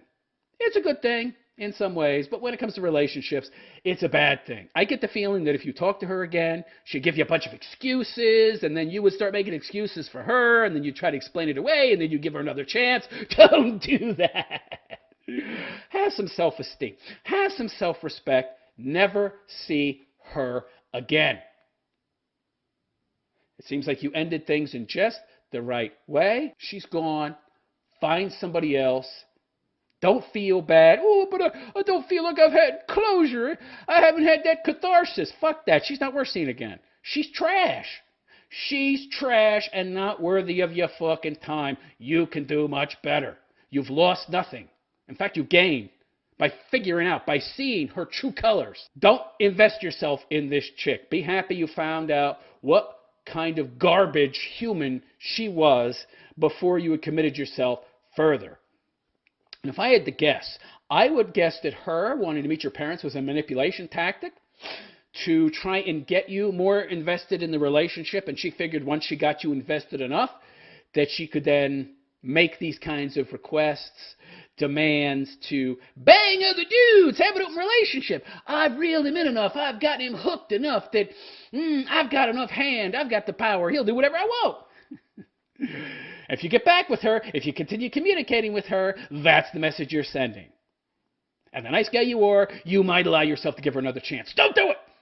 Don't put yourself in that position, my friend. Anyway, let me know what you think in the comments section. Am I being too harsh? Is she not human garbage, as I'm suggesting? Or is she trash, exactly as I am suggesting? Let me know in the comments section, and please like and subscribe to my BitChute channel if you have not already, bitchute.com/The Realist Philosopher. And if you really like and appreciate what I do, again, please consider making a donation by going to therealistphilosopher.com. That is therealistphilosopher.com. I could really use your help. I'm starting to get warmed up. My advice is getting better and better. I take a long time to warm up. I'm slow to start, but the quality is that much better once I get going, baby. All right, let's see if we have any comments. Oh, they're all from Sith. Yikes. Not that I mind, of course, but it would be nice if other people commented. All right. Somebody named Gonal Larenmudu says hello. Hello, Gonal. Says that I don't frequent abuse people or abusive people in general. We go from being the bad boy to wimp soy boy. Yeah. Says Sith. Commitment means no other cock or pussy for both parties. Otherwise it's bye-bye. Yeah. Says Sith. It's a shit test. Giant IQ intolerance test from the global elite moron scum. I don't know about that. Says Sith. There is a need to be a new generation after the collapse to make both genders behave traditionally. When I look at Reddit, I see a Western nation ready for conquest from invaders or a giant collapse and many dead bodies incoming. You could be an advice counselor, sir. A relationship counselor, I think you mean. Yeah, Mel. Maybe. Maybe I should start a website like that. Yeah, I don't know. There's certainly a lot of people that need relationship advice. They don't seem to know how to put two and two together and figure out it comes out to four. Yusuf is in the room. Hello, Yusuf. By the way, how my room works, I read a story, I do commentary, and then I get to your comments. So if I don't get to your comment immediately, that doesn't mean I won't. I'm not ignoring you. It's just I'm in the middle of discussing something. A website or coaching sessions. Yeah. I suppose. Oh, Yusuf is speaking a foreign language. I have no idea what it is. I could do something like that. Oh, by the way, my BitChute channel is growing leaps and bounds. Last month, from January 2nd to January 30th, 166 new followers on BitChute. That's insane compared to the kind of growth I've had in the past. That's a lot. A lot. So hopefully this next month it'll grow even more. Hopefully next month we'll get 200. That's a lot of growth. That is the most growth I've seen on my BitChute channel. So it's really growing in leaps and bounds. From the Relationship Advice Reddit. My husband still has pictures of his ex on his phone, and it bothers me. This is very bizarre. I remember I dated some broad once, and she had a picture of her and her divorced husband in her house, and it had been like 5 years since they got divorced. And I went to her house, and she cooked me some crappy linguine and shrimp, and the shrimp was half frozen. You could tell she had maybe microwaved it and shit, and she didn't even cook it properly. And you could see all this wine, and she poured me a glass of fucking Coca-Cola or some shit. It's like, you got a bottle of wine right there, bitch! And you're pouring me Coca-Cola, and you got pictures of your divorced fucking husband all over the house. This isn't going to work. It didn't work. Oh, man. Yeah, that's a bad sign. On his phone, no less. That's not good. Because aren't phones, generally speaking, dinosaurs these days after like a year? So most people get a new phone every year, right? 2 at most. So what that means is that this guy probably got rid of a phone, and then the phone that he had when they were married, and then took it upon himself to transfer that picture to a new phone. And then after that, probably another new phone. Wow. So that's not good, sweetheart. That's not good. Anyway, before I get into the story, I want to ask you guys to go check out my website, therealistphilosopher.com. That is therealistphilosopher.com. You'll find a lot of useful and interesting links at the top of the page. Also below the menu, you'll find a lot of pictures, which have buttons below them that represent all the services I offer. I do a lot of things offline as well. And at the bottom of my webpage, you'll see 3 ways you can donate. I could use a donation to there's a Bitcoin wallet address, there's Cash App, and then there's Patreon. Any amount is greatly appreciated, and I could really use your help, guys. It's the only way I can continue making content. So go check that out, therealistphilosopher.com. That is therealistphilosopher.com. So, her hubby still has pictures of his ex on his phone. And it bothers her. It should bother you. It will bother me. I can tell you, if my wife, if I was married, if I was stupid enough to get married in this day and age of feminism and female entitlement, which I wouldn't be. So that's already a strike against this guy. He's dumb enough to get remarried. Oh, he's already experienced the depredations of marriage, and he chose to do it again. Oh, my God. Boy. Some men in this society are just so blue-pilled, they don't know how reality really works. Yeah, but if I was married and she had pictures of her former husband on her phone, that's a deal breaker. Of course, I wouldn't marry a broad like that. Not that I would marry a broad at all, but if I had the kind of attitude, mindset that a person who gets married has, I wouldn't marry a chick that had such pictures on her phone in the first place. So she starts off by saying, me and my husband, and she didn't capitalize the first word, me, so automatically, ugh. Not good. Doesn't know how to capitalize. Oh, boy, she's lazy. The whole thing, there's no capitals. The first word in every fucking sentence should be capitalized, and none of them are. Wow, pathetic. So me and my husband have been together for almost 2 years now. How long was he single before he married you, I wonder? I would be curious to know, because if it was a long time, that would mean that he had multiple phones between his divorce and his being married to you. So he would have had to switch that fucking picture to his new phone, which means he has a very unhealthy connection to his ex. There should be no connection, all right? So we got married mid last year and have been living together for a year. My husband had one long-term relationship before me, and I, on the other hand, have never dated. He's my first. Uh-oh. Uh-oh. So he wasn't even married to his ex? Oh, my God. That's a really bad sign. So he is keeping the picture of an ex on his phone and transferring it from new phone to new phone, and it's a woman that he didn't even care enough about to marry. Wow. That doesn't bode well for you, sweetheart. I think he's sending you a message there without intending to, or maybe he is intending to send that message. So he's my first. Him and his ex, who was his first love, dated for almost 4 years and lived together for a bit, and 2 months after they broke up, we met. Ooh, you could be the rebound chick. Uh-oh. Uh-oh. That's a bad sign. You could be the rebound broad. Since he was my first, I was naive and was just so in love that I kind of ignored the fact that he just got out of a relationship. You don't ignore that. Oh, well, that's strike number 1. Yeah, that's a bad decision. Never ignore that. And never get involved with somebody who's 2 months out of a long-term serious relationship. That's just asking for trouble. Oh, man. And was probably still very heartbroken. Nevertheless, our relationship worked out. Did it? And our bond just got stronger as time passed by. Or he could just be transferring his feelings for his ex onto you. We love each other very much. Do you? Do you really? I don't know. If I was with some broad and I loved her a lot, I wouldn't have the picture of what really should be an inferior broad on my phone. Because if you're with me and you married me and you didn't marry the other person and things didn't work out with them, I'm the superior. I'm better than. I'm the superior product. Why would you have an inferior product when I'm the superior? Why would you be clinging to the inferior when you have the superior? That makes sense. If I was married to some broad, I can tell you one thing I wouldn't have on my phone is pictures of my ex. I'm not very sentimental anyway, so it wouldn't happen. By the way, that's very insensitive toward you, isn't it? I mean, anybody with half a brain would know, geez, I'm married, but I have pictures on my phone. In fact, when you turn my phone on, there's me and my ex. That's the introductory image on my phone. Who would do that? That's very insensitive toward you. It sends the message that I care, I still have feelings for, care about, I'm still clinging to the feelings for my ex, even though I married you. Wow, what an insensitive douchebag this guy is. I would say the same about a woman who did that too. Oh my God. Anyway, nevertheless, our relationship worked out. Yeah, no, it didn't. It doesn't sound all that great to me. Yeah. We love each other very much and we get along well.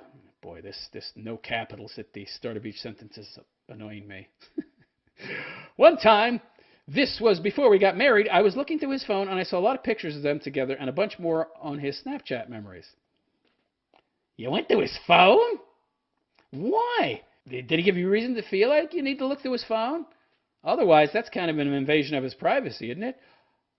So it's not like the intro picture. Like you turn on your phone and there's a menu and some people, they have like a picture or a meme or something. So you actually had to search through his phone? Now that I don't know if that's all that bad. He's got pictures of his old ex in his phone that he didn't expect you to go through. I'm not sure that's really a big deal. I mean, a man is allowed to have a past. I mean, I was assuming that from the way she's talking, that's like the intro picture. He turns on his phone and I see him and his ex. But no, she had to search through his phone to find it. Oh, that's different, sweetheart, okay? You shouldn't be going through his phone. Anyway, he told me he forgot they were there because he never looks at it. How long has he had this phone? How long do people keep phones these days? I guess it's women that more often get new phones than men. I don't know. Ever since then, I started having doubts about his love for me, and I was scared that he might be missing his ex and looks at the pictures behind my back. Have you seen him looking at those pictures? Because if you haven't, then it's no different than having a photo album, okay? What, he's supposed to throw out all his old pictures? For you? Come on. I don't know about that. A man's not allowed to have a past. Okay, I don't think there's necessarily anything wrong with him having pictures on his phone. Now, if he got a new phone, and then I found all these pictures on that, then I might have some concern, because that would be, I think, a little clinging to the feelings for his old mate. But if he's a dude that's had the same phone for 3 years, I don't think it's a big deal. I don't think it's a big deal. I think you're worrying over nothing. I think you might be the problem, sweetheart. I'm so scared that I might be a replacement. And that's in your head. You see no evidence to point to that being the case. We talked about this a lot of times, and he would always reassure me that he loves me a million times over. You're making a mountain out of a molehill, sweetheart. He would tell me that his relationship with his ex was very toxic and that she is very mean. He would tell me that I am the best ever and that he loves me very much. By the way, many people do this, okay? Now, people don't have pictures anymore, but, oftentimes people, do have pictures of past relationships that were bad relationships because maybe there was some good times there as well. He's just supposed to throw out his whole life history for you. And again, if he's not flaunting it. Now, I would have a big problem with this if he was flaunting it. If he's getting new phones, if he has this phone, and that's like the picture you see when he turns it on. But if it's just something that you found in his phone when you were snooping because he was too stupid to shut it down and have a password on it or something, well, that's the problem is with you then and your own insecurity, not him. So he says that it was a very toxic relationship and she's very mean. He would tell me that I am the best ever and he loves me very much. He then deleted most of the pictures, even though I didn't tell him to do that. Well, there you go. Even though you're in the wrong and you're being irrational, he did the equivalent of lighting up a fire and tossing the photos into the flames. What are you concerned about? I tried getting it out of my mind, but every time those thoughts just haunt me and I'm scared. Well, that's on you. You've clearly got some abandonment issues, okay? That's not his problem. Like sometimes I think about the pictures on his phone and wonder if he looks at it and misses his ex. He just said he got rid of most of them. And it bothers me so much. Why? Why? I thought I would get over it, but it just keeps coming back to bother me again and again, and I'm tired of feeling like this. Well, then don't. You're very irrational, sweetheart. He is also tired of talking about this. I don't know what to do. Number one, he wasn't flaunting the pictures. They were on his phone, which I'm guessing he probably had passworded. But he probably was on his phone, set it down, and didn't push the little button to close it out, so he didn't have to re-put the password in. And then you went through his phone without telling him. So you invaded his privacy. And he's in the wrong, so number one, you fucked up. Don't invade people's privacy, okay? Number two, he removed the pictures even though you were in the wrong. That's all you need to know. Number three, how long has he had the fucking phone, sweetheart? The only reason you maybe might have a legitimate reason to be concerned is if it's a new phone and you transferred the pictures over. But even then, a lot of people do that. Like, they get a new phone, and then they just mass transfer all the old files over without discriminating, without picking through which files they want to transfer and which not. And if it's the same phone he had when he was with that broad, then what do you care? I got lots of crap on my phone that's been there for years. I still got the same phone I had when I lived over fucking seas 2 years ago. It's got all the same garbage on it. Guys are like that. We just let crap accumulate. We don't throw it out. That's how guys are. But it's irrelevant because you invaded his privacy. He hasn't flaunted these pictures. And since when is having pictures of your past a bad thing, a wrong thing? And just to make you feel better, even though you're being irrational and illogical and emotional and unreasonable, he still did everything he could to make you feel better. And it's still not enough. Well, you know what? I would tell him to dump your ass. Okay? This guy sounds like a good guy. He's went out of his fucking way to cater to your whims, even though they're completely, totally unreasonable. And you're still not happy? I'd get the fuck away from you because you're the kind of person that no man could ever make fucking happy. You want to know what the problem is? You. It's not him, it's you.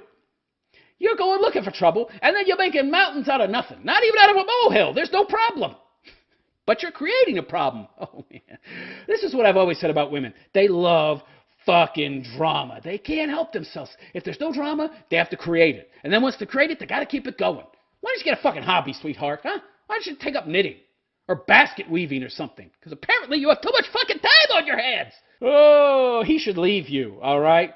You strike me as an abusive individual, okay? You're manipulative. You want to have all the power in the relationship. You seem like a very controlling, narcissistic, neurotic individual. You would score very high on the neuroticism table, very fucking high. I would dump your ass. He can do better than you. You should thank your lucky stars that you're with a guy that is willing to go so much out of his way and indulge your unreasonable, illogical demands and your emotionality. This guy, he sounds like a gem. Oh my God. I wouldn't go out of this much out of my way. Fuck you. You invade my privacy. And it sounds like you're constantly bringing this shit up with this guy. You're making his life miserable. And for what? You're sabotaging the relationship, you dummy. That's my advice. Stop it. Get a hobby. Get a life. Stop sabotaging this relationship. And to him, dump that bitch. Because you're a bitch, honey. Anyway, let me know what you think. Am I out of line? Am I being too mean? Am I being too extreme? Am I being too judgmental toward this broad? Or am I right on the money? She's a cunt, she's a bitch, and he ought to dump her. Let me know in the comments section. And please like and subscribe to my BitChute channel if you have not already. BitChute.com/The Realist Philosopher. That's BitChute.com/The Realist Philosopher. And again, if you really like the raw, red-pilled nature of the content I present you, go check out my website, TheRealistPhilosopher.com, and consider making a donation. I could really use your help. She creates the problem, and he's got to pay for it. That's great. That's just wonderful. Yeah. Well, it sounds like a dream relationship. Yeah. For her, maybe. Not for him. Poor bastard. Okay. Sis says BitChute will be targeted by the government. Well, they can't. BitChute's not in America. What can they do? Expect it soon. I expect Biden, the old pedo, to target free speech soon and put massive taxes on ammo. Well, isn't he already trying to tax what he calls assault rifles? Sis says, I refuse to live with Wayman or share anything of value with them. Relationships nowadays are toxic as drinking bleach. It'll just kill you fast. Sis Sith. Or he might still be seeing his ex and banging her on the side. I doubt that. She gave no evidence for that. And believe me, if a woman sees signs that you're doing something wrong and she's going to seek advice from other people about those wrongdoings, she will mention it, okay? So I didn't see anything to point toward that, Sith. Sis, if I've known dudes who do the ex and new girl hookups, yeah, so have I. There's douchebags all over the place. Bo Did Bear is in the room. Hello, Bo Did Bear. Sis, in fact, he got the ex and new girl to do I can't read that word. I assume you mean a menage a trois. Oh boy. Bo Did Bear. Some bitch going through a dude's phone. A tale as old as time. Like when King Henry's wife Anne went through his old scrolls. Or the photos could be linked to his account and in the cloud. Yeah, I think it's exactly as it appears to be. They were on his phone from his past relationship and just didn't think to remove them. Like I said, I got a bunch of old crap on my phone. Sisters, I keep my phones as long as possible until I break the screen or the battery goes out for between 3 and 4 years. Yeah, I'm the same. They're expensive. But women, they're different. They like to have the latest phone. And one wonders why they have no money. Sissith, I buy new phones on AliExpress, which is quite cheaper than Amazon. AliExpress Chinese phones. Taco Junkie is in the house. Hello, Taco Junkie. Taco Junkie donated 2 lemons. Thank you. Sissith, I've been reading the Muslim dating forums. It's full of cucks and sluts, too. All right, let's get to the next Reddit. Relationship advice, Reddit. Do I tell my boyfriend to cut contact with his parents? Huh. Interesting. Interesting. So she's asking for advice on whether or not her boyfriend should cut off contact with his parents. So for those of you who know me well, you know that I don't put much stock in family, in parents. Now, it can have stock, of course. If your parents are good parents, your family is good family, then that can mean something. But it only means as much as the work that those family members have put into it. People who are your friends can be your family as well. And I think that those relationships that we choose can sometimes have more meaning than the relationships we have with family. It depends on the type of relationship and how well it has been preserved, how much effort the individual parties have put into it. So, for example, my parents, we were never close, and they were horrible people. So I've had many, many more relationships in my own private life of my choosing that had more meaning than the relationship I had with my parents. Same goes with my brother. We're not very close. So I don't put much stock in family unless the people in that family have put stock into those relationships. So yes, you can cut off contact with parents, with family members, if they're toxic people and toxic relationships. That wasn't always the case or advice that was bandied about, by the way. Many people used to believe, and still do, that if someone's family, you can't cut them off, you can't stop talking to them, having contact with them. Oh my God, no, that's just, you can't do that. That's not allowed. No, it is. It all depends on the relationship. And each individual relationship is different. Anyway, before I get into this story, I'd like to ask those of you out there that like and appreciate my content to go check out my website, therealistphilosopher.com. That is therealistphilosopher.com. You'll find a lot of useful and interesting social media links at the top of the page, as well as a lot of different services that I offer on my page. And at the bottom of the page, you'll find 3 ways that you can make donations if you'd really like to support my work. I have a Bitcoin wallet address, Cash App, and Patreon. Anyhow, any amount you donate is greatly appreciated. I can really use your help, so go check that out, therealistphilosopher.com. Okay, so do I tell my boyfriend to cut contact with his parents? So hello, my boyfriend, 25, and I, a 19-year-old female. Why are these... Idiots. People this young should not be getting into relationships, if at all. Have been together for over a year now. And I have watched my boyfriend get hurt by his parents on multiple occasions. How so? For context, a woman actually giving context in regards to the advice she wants to get. That's rare. And welcome. For context, he cried on his birthday because it was the first time in 5 years that they had gotten him a gift. Sounds like a weenie. Guy crying because his parents got him a gift in 5 years. Oh boy, oh boy. I think I went like 25 years without getting a gift from my parents or even contact from them before they croaked. Sounds like a real weenie. Yeah. So for either his birthday or Christmas. And the gift was an old, used, and unclean toilet bag for your toothbrush that you use when traveling? That's got to be the worst gift I ever heard. What the fuck is a toilet bag? For your toothbrush and other... So it's a specialized bag, I guess? Did it even have anything in it, or was it an empty bag? They literally told him they were going to throw it out, but he could have it. Is that a gift? Isn't that at best regifting? Is it even regifting? It's probably regifting. It's probably something they got as a gift 20 years ago, and they were throwing out what she's calling a toilet bag, so they just gave it to him. That's a gift? Wow. That kind of crappy gift combined with that kind of total, complete lack of empathy, I would call that kind of comment, letting him know that they were going to throw it out, I would call that callous. Combined with his crying, tells me this guy is an abuse survivor. They expect him to buy them expensive gifts for both birthdays and Christmas. Oh, of course, because they're a narcissist and the center of the world, and they're more than deserving of such gifts. He had just bought some new headphones a few days ago and called his parents happily to tell them about his purchase. What? He's 25 and he's calling his parents to tell him when he buys something? Why? That's very odd. He needs their permission to buy shit? Wow. Wow, wow, wow, wow, wow. Sounds like these people have a very, very unhealthy hold on this guy. And his mother just said coldly that she wished for some as well. Wow. And when he took the opportunity to say, well, I have some items I am wishing for as well, she just said, no! Holy shit. Boy, his parents sound like real assholes. He soon hung up, and I had to comfort him while he cried into my shoulder again. She's the dude. This girlfriend is the dude in the relationship, and she's 6 years younger than him. Wow. Isn't it a sad world we're living in where a 19-year-old female is more masculine and mature than a 25-year-old male? Anyway, they invite his sister over for the holidays, and him as well, until they uninvited him for a bullshit reason. But the sister was still invited. He was so crushed for weeks after that.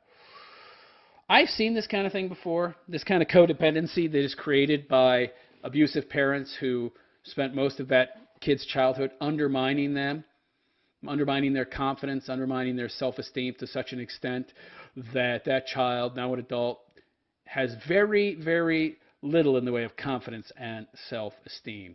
He's totally, completely dependent on them for his self-esteem and confidence and positive self-image, for which he personally has none. Anyway, sorry for ranting. Back to the story. I didn't think you were ranting. You were giving us context. He has been emotionally abused by his parents since he was little. I called it, of course. He ended up in foster care. Holy shit!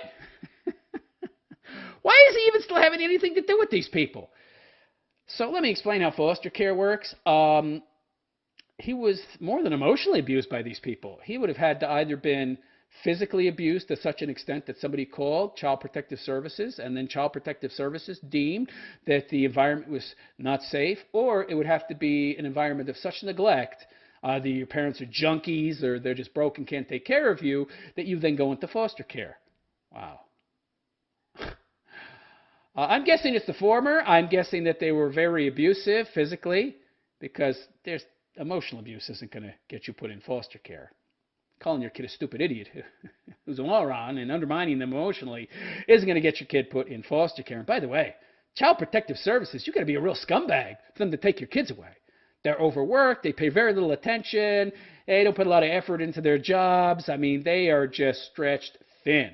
You have to be a really, really bad parent, worse than should actually be required to have your kids taken away. So they must be some real bastards, these people. And yet he's still communicating with them? Wow. Wow. Oh, he ended up in foster care. And there's way too much more, by the way. Wow, her writing's horrible. The situation is much more severe than what I've described here. No shit. But for his sake, I am not blasting it out on the internet. Well, you're totally anonymous. I don't know why not. It would help give me even more context to judge the situation and give you better advice. But anyway, they cut contact with him for 7 years. They cut contact. Yeah. and only reconnected because I got together with him and got him on the right path in life. Ah, they probably found out through the sister that he had found somebody who was a good stabilizing influence in his life. I think I see what's going on here. Let me explain something to you about abusive people in general. They want to be the main controlling influence in your life.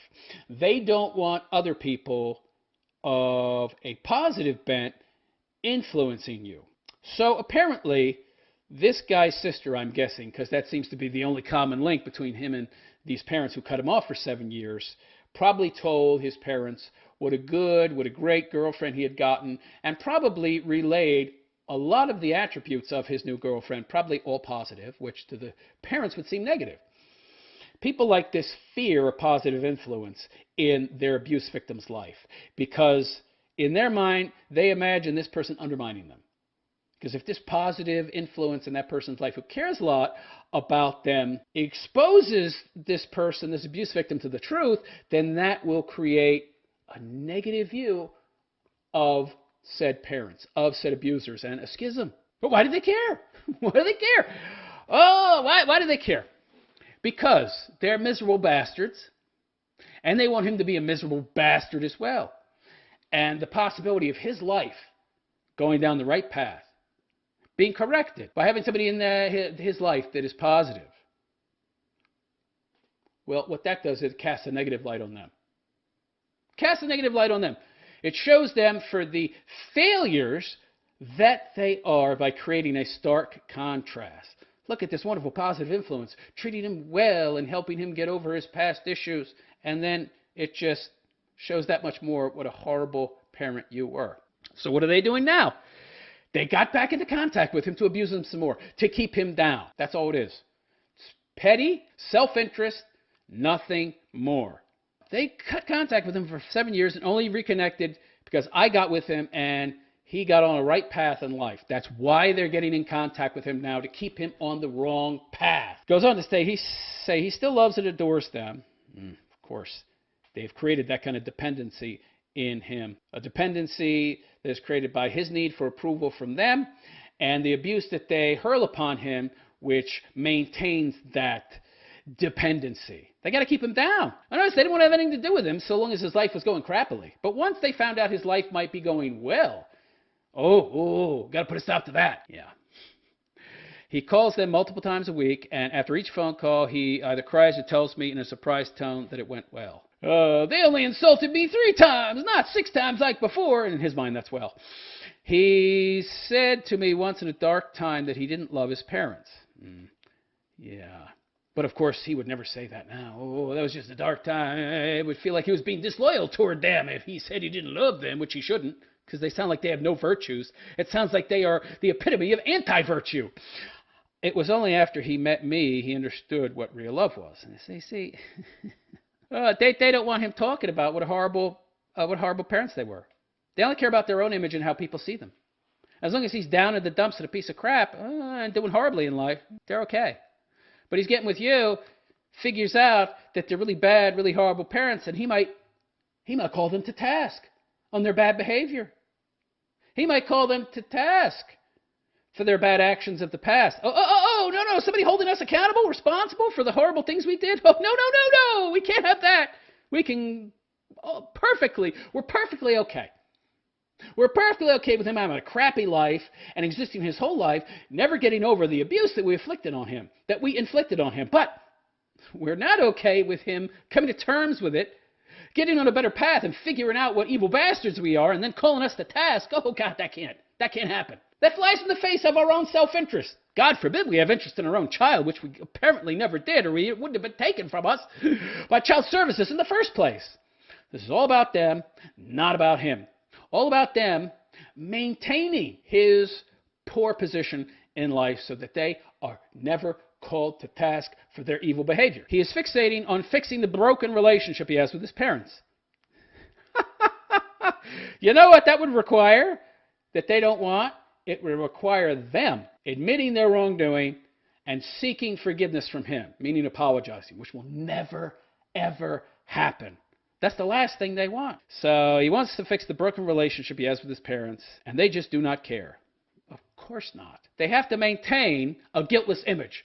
They have to maintain the delusion that they are existing with him. They have to maintain the self-delusion that they were good parents, they were great parents, they did nothing wrong. I bet you if you were to ask them what they did that caused them to lose their child up to the foster care system, they would probably blame everybody else and take no responsibility. That's what they fear. Getting into a relationship with somebody like you, an outsider, a normie, who does not have an abused person's mentality and who isn't enthralled to their manipulation and control, I see him get destroyed inside over time, and it feels awful to watch his hope and happiness crumble in his eyes. I'm the one who has to pick him up time and time again, and it has honestly taken a toll on our relationship, which is exactly what they want. By the way, they would be perfectly happy with him being with a scumbag who beat the crap out of him, some abusive woman that treated them like garbage. They'd be okay with that. That person would not call them to task, because if that person called them to task, then it would also be calling themselves to task. Do you understand? You see? They want to sabotage his relationship with you, which is why they are continually abusing him, which puts stress and strain on your relationship, and they know, or at least they're relatively confident, that he will not break off contact with them for you. They're using that unhealthy bond that they've created, that codependency that they've created, that codependency he has on them for his validation and self-worth and self-confidence and self-esteem, a role which they do not want you, the girlfriend, to fill. They're using that to over time sabotage that relationship. So he never, ever calls them to task, holds them responsible for their actions. And also part of it is they don't want other people knowing, even just one, how horrible they are. She goes on to say, I get stressed easily and I cannot handle the amount of effort it takes to comfort him all the time, like 3 to 5 times a week at this point. I have been very tempted to ask him to cut contact with them, as you should. If you care anything about him, that's what you should do, or at least minimize it severely. But I'm afraid it would ruin his mental state and possibly our relationship. Okay. Your relationship is already on course to be obliterated. There is no future here the way things are continuing now. The parents will continue to abuse him, which they know puts strain on your relationship with you being a normie, and they know that their abuse of him, as subtle as it might be, it doesn't seem very subtle, but it might be far less than it was, so he might view that as actually some kind of good interaction, him not having much of a frame of reference in regards to what is a normal interaction, so he probably doesn't even know that their abusive behavior at this time is abusive. It's much less than it was, so it's going good. But they're still being abusive. And they're still doing everything they can, both subtle and gross, to taint, to poison, to ruin your relationship with him. So it's not going anywhere anyway. So you might as well do what is required, which is to tell him he needs to stop seeing these people. In fact, what I would do, because you're going to need backup actually, is suggest counseling. Now, this is not something I normally suggest for men, but this guy's not a man, okay? He's a little boy. He's still stuck in childhood, emotionally speaking. Whether or not he has a job and supports himself, pays his bills, mentally, in many ways, especially when it comes to close relationships with others, he's still a stunted child, emotionally speaking. So people with that kind of mentality, they don't have much in the way of coping skills, critical thinking skills. And so even though a fully developed, mature man with strong logic, reason, and critical thinking skills should and will be able to solve his own problems, that's not this guy. So yeah, he needs somebody outside who has been invested with a certain amount of authority that he will listen to tell him the exact same thing you are. So what I would suggest is you find a counselor that you think is good and take him to see this person and then relate everything that's going on. And if this counselor is worth a hill of beans, they'll tell him the exact same thing that I am telling you and that you were telling yourself, which is that this guy needs to break off all contact with these people. Look, parents are not something you have an obligation to. The obligations that you have in life are those that you enter into willingly. You didn't ask these people to give birth to you. You didn't enter into some kind of verbal, let alone written contract where you're saying that now I am obligated to have contact with you and let you have some kind of role in my life forever, even though you may or may not be an evil son of a bitch. There is zero obligation like that exists, okay? None. The truth of the matter is, good parents who have children for the right reasons are being given a gift. You owe them nothing. Yes, they raise you, but in turn, you give their life meaning. Not just for that 18 or 20 years that you live with them, but beyond, with your kids, who are their grandkids. And if they live long enough, those grandkids' kids. You're giving them meaning in the future during a time in their life where they're going to have very little going on otherwise. The gift that they get as being good parents is more than enough reward. You owe them nothing. Nada. Zip. Zero. So if they're horrible, evil people, you can cut off contact. If they are toxic to you and your well-being, you owe them nothing. You cut off contact. As I said in the beginning, family is only important if your parents, if the people involved in that relationship have put enough stock in it, have worked hard to invest that relationship with value.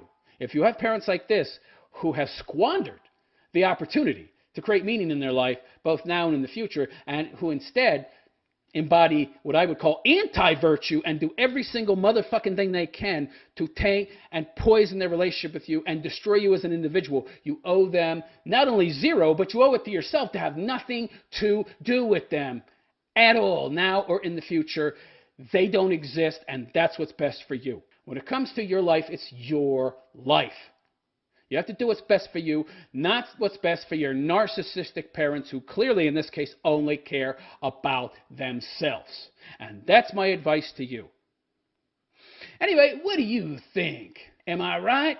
Or are these people toxic, malignant, narcissistic scum who squandered their opportunity to create meaning in their life and create a strong, stable, productive member of society? Or am I just being too hard on them and too judgmental and maybe you should give them another chance?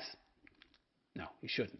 But let me know what you think in the comments section. And please like and subscribe to my BitChute channel if you have not already. BitChute.com/The Realist Philosopher. And again, if you really like the content I have to offer, please consider going and checking out my website, TheRealistPhilosopher.com.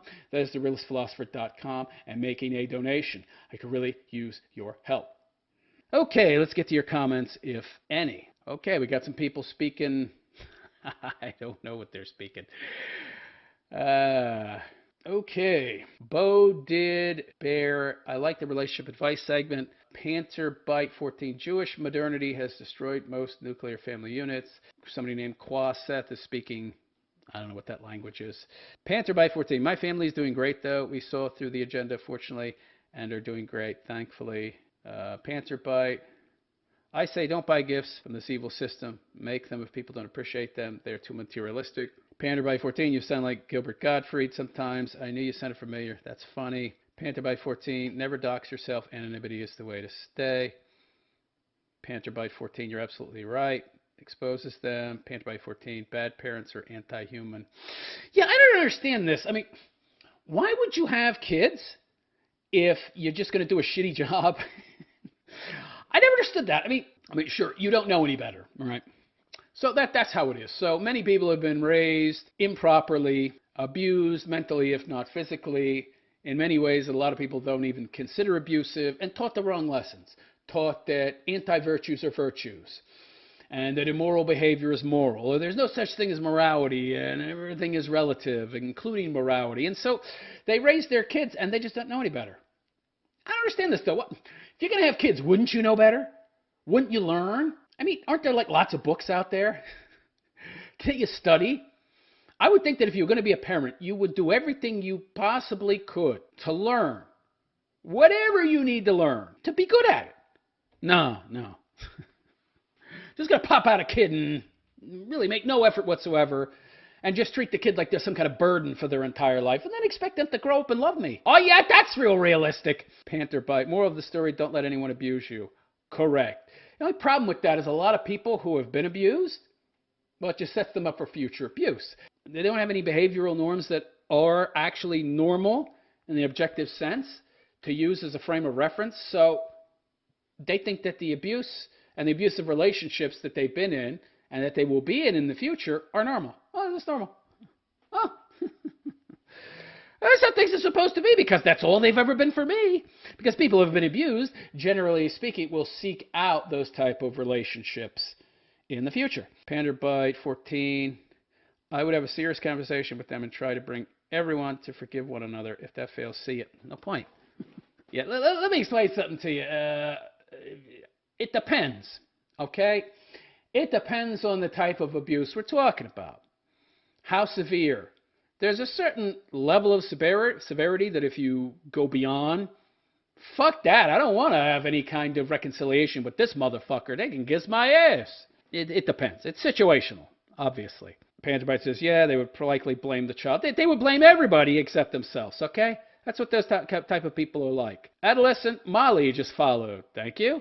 Adolescent Molly says, I speak Turkish. Okay. Panzerbite 14, it's worth it to be the best parent possible. This is great content. I'm thoroughly enjoying this monologue. Panzerbite, yes, true. That's all they know. In fact, they may even reject normality when they find it. What's anathema to their nature? Generally speaking, people seek out that which makes them feel more secure. Yeah, okay, it might be abusive in your eyes, but it's all they've ever known.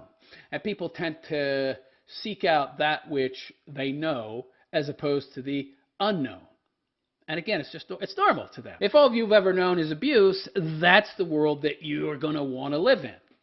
Because you don't know there's any alternatives. And whatever those alternatives might be, it's the unknown, which most people tend to fear. And you're probably not going to be very good at dealing with, at communicating in the normal world. All of your skills, all of your social mores and behavioral patterns and understanding are geared toward dysfunction.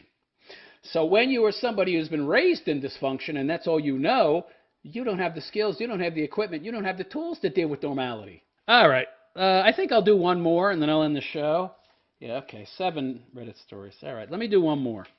All right. This shouldn't take too long. It's interesting. Maybe. In a predictable kind of way, I guess. It's interesting. I don't know. But it is interesting for sure. But typical. From the Relationship Advice Reddit. Why am I constantly trying to pick fights with the guy I kind of like? Really? You don't know? Because that's what feminism had told you to do. You're just being the good, useful idiot, fucking useful idiot sheep lemming that you are. Anyway, before I get into this rather short, predictable but comedic story, I'd like to ask those of you out there who like the raw red pill nature of my content to please go check out my website, therealistphilosopher.com. That is therealistphilosopher.com. There's lots of useful, interesting social media links at the top of the page, as well as lots of services I offer offline, including philosophical education and counseling, so go check that out. And at the bottom of the page, you will find 3 ways you can make donations if you really want to support my work.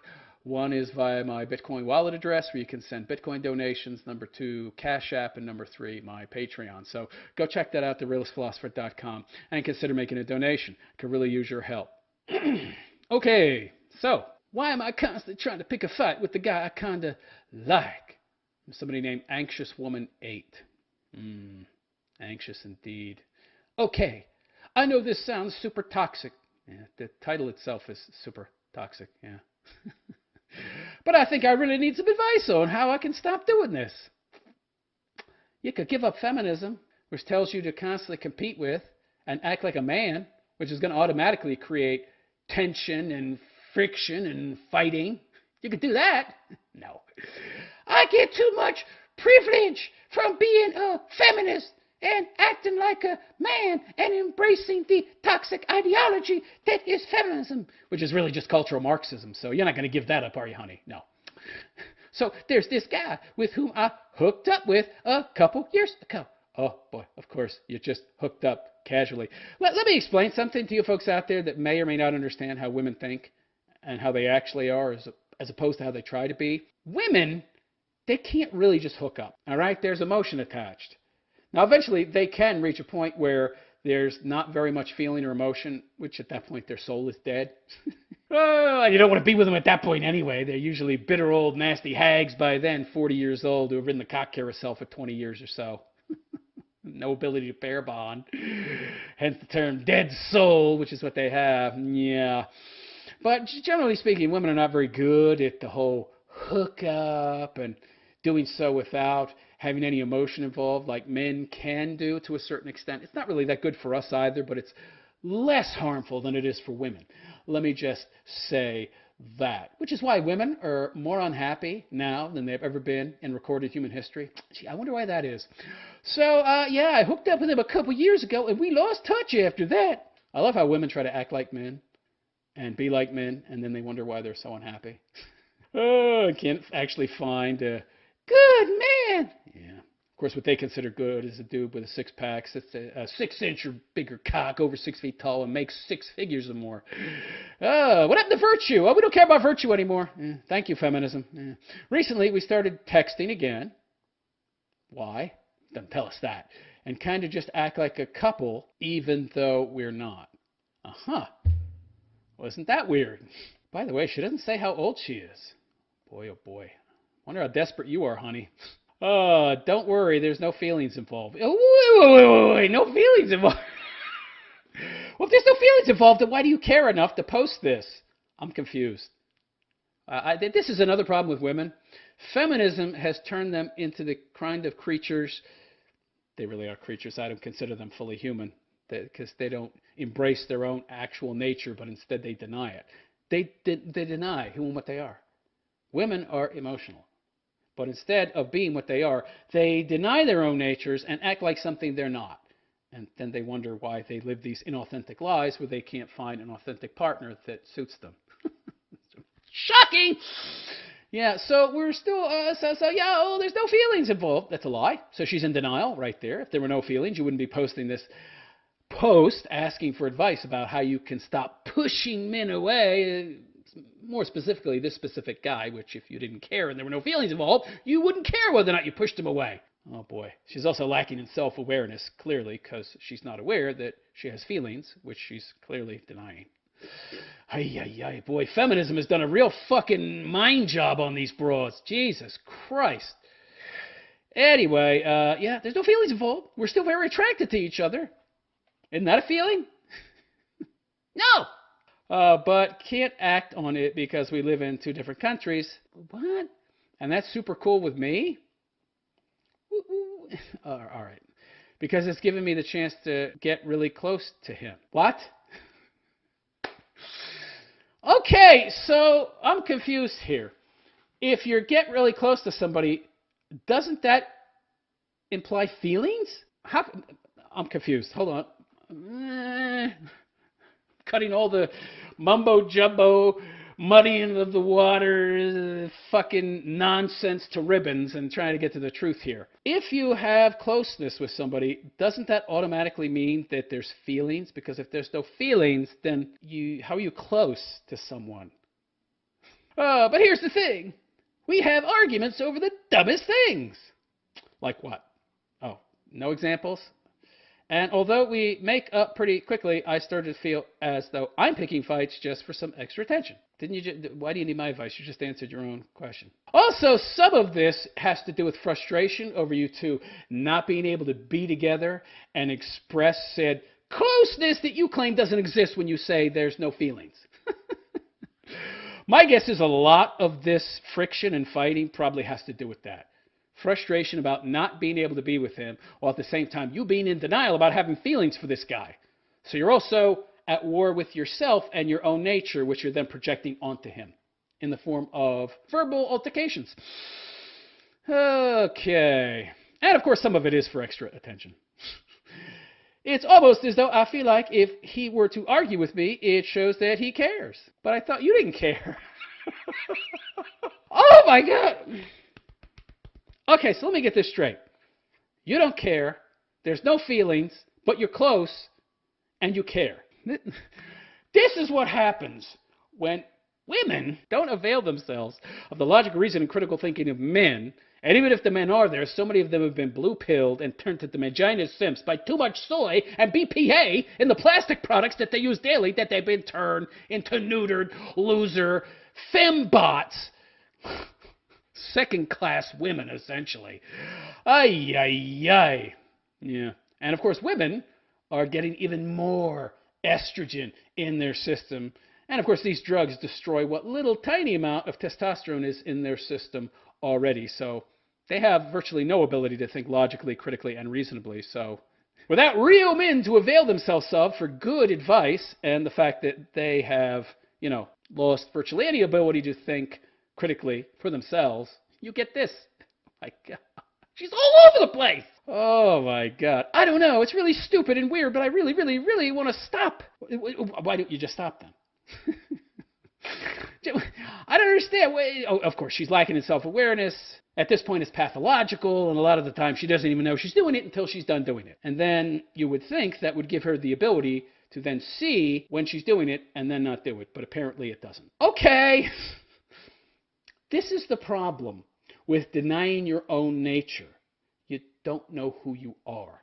Look, if you limit your ability to see, interact with, embrace, know certain aspects of self, let's say half of yourself and who you are, you won't see the other half that you may want to see and embrace.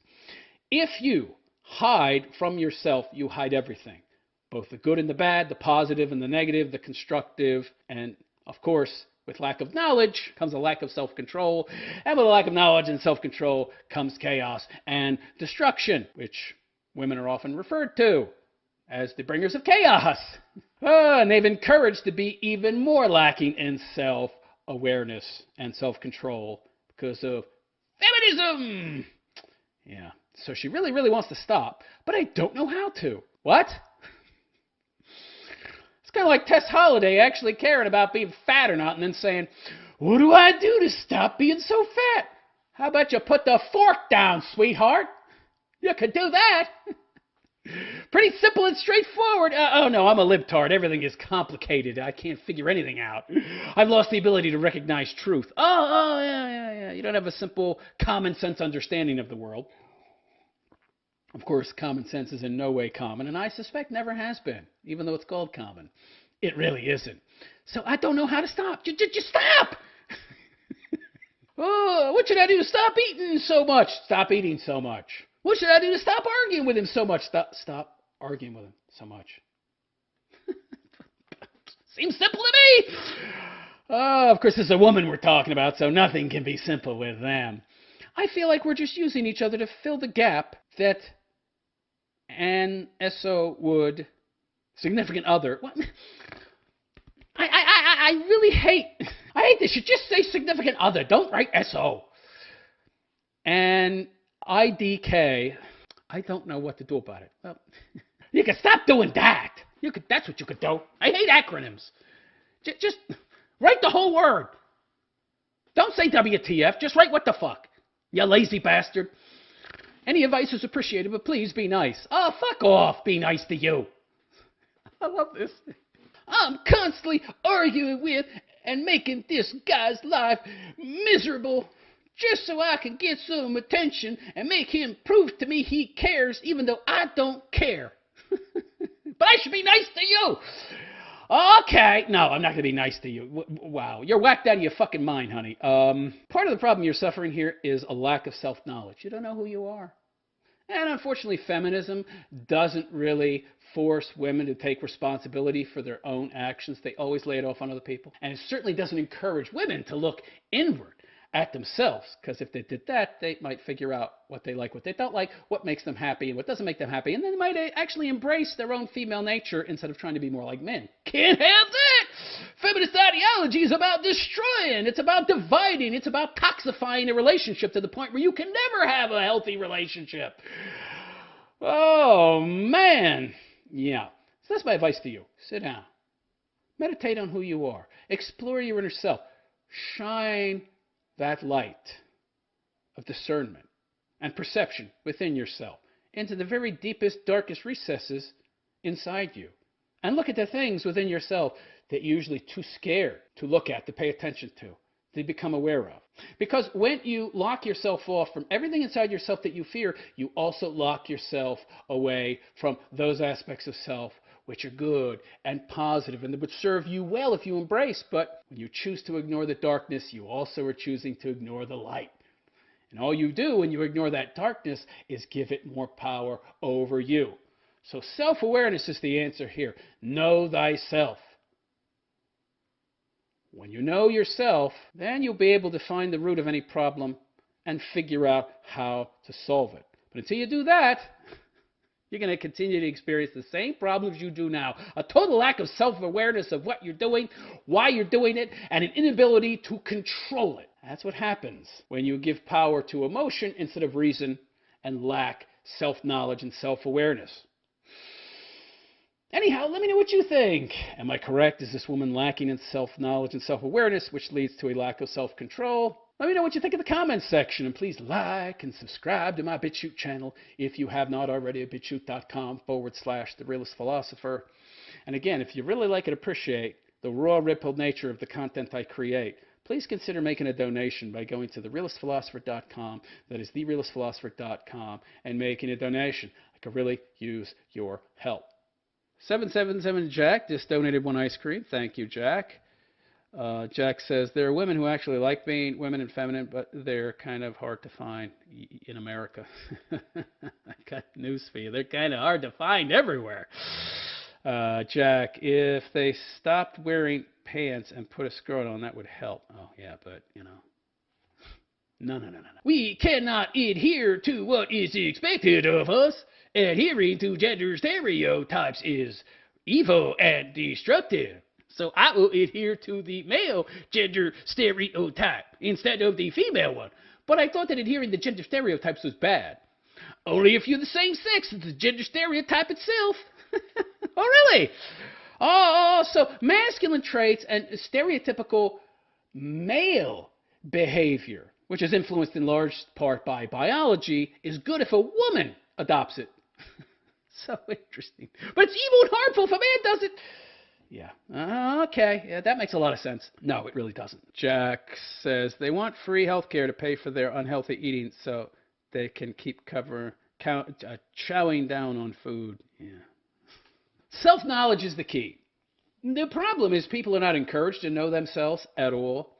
Everything is about distraction. Distraction. Bread and circuses. It's not just about distracting you from what your own government and the media is doing and what's going on in the greater culture as a whole. It's also about distracting you from you. Have you ever noticed that people are never not busy? If you see people walking down the street, what are they doing? They're playing on their fucking phone. How many people do you see? They're on the bus. They're on the train. They're on the plane. They're walking down the street. They're texting. They're always busy. They're always doing something that puts them outside of self, distracts them from self.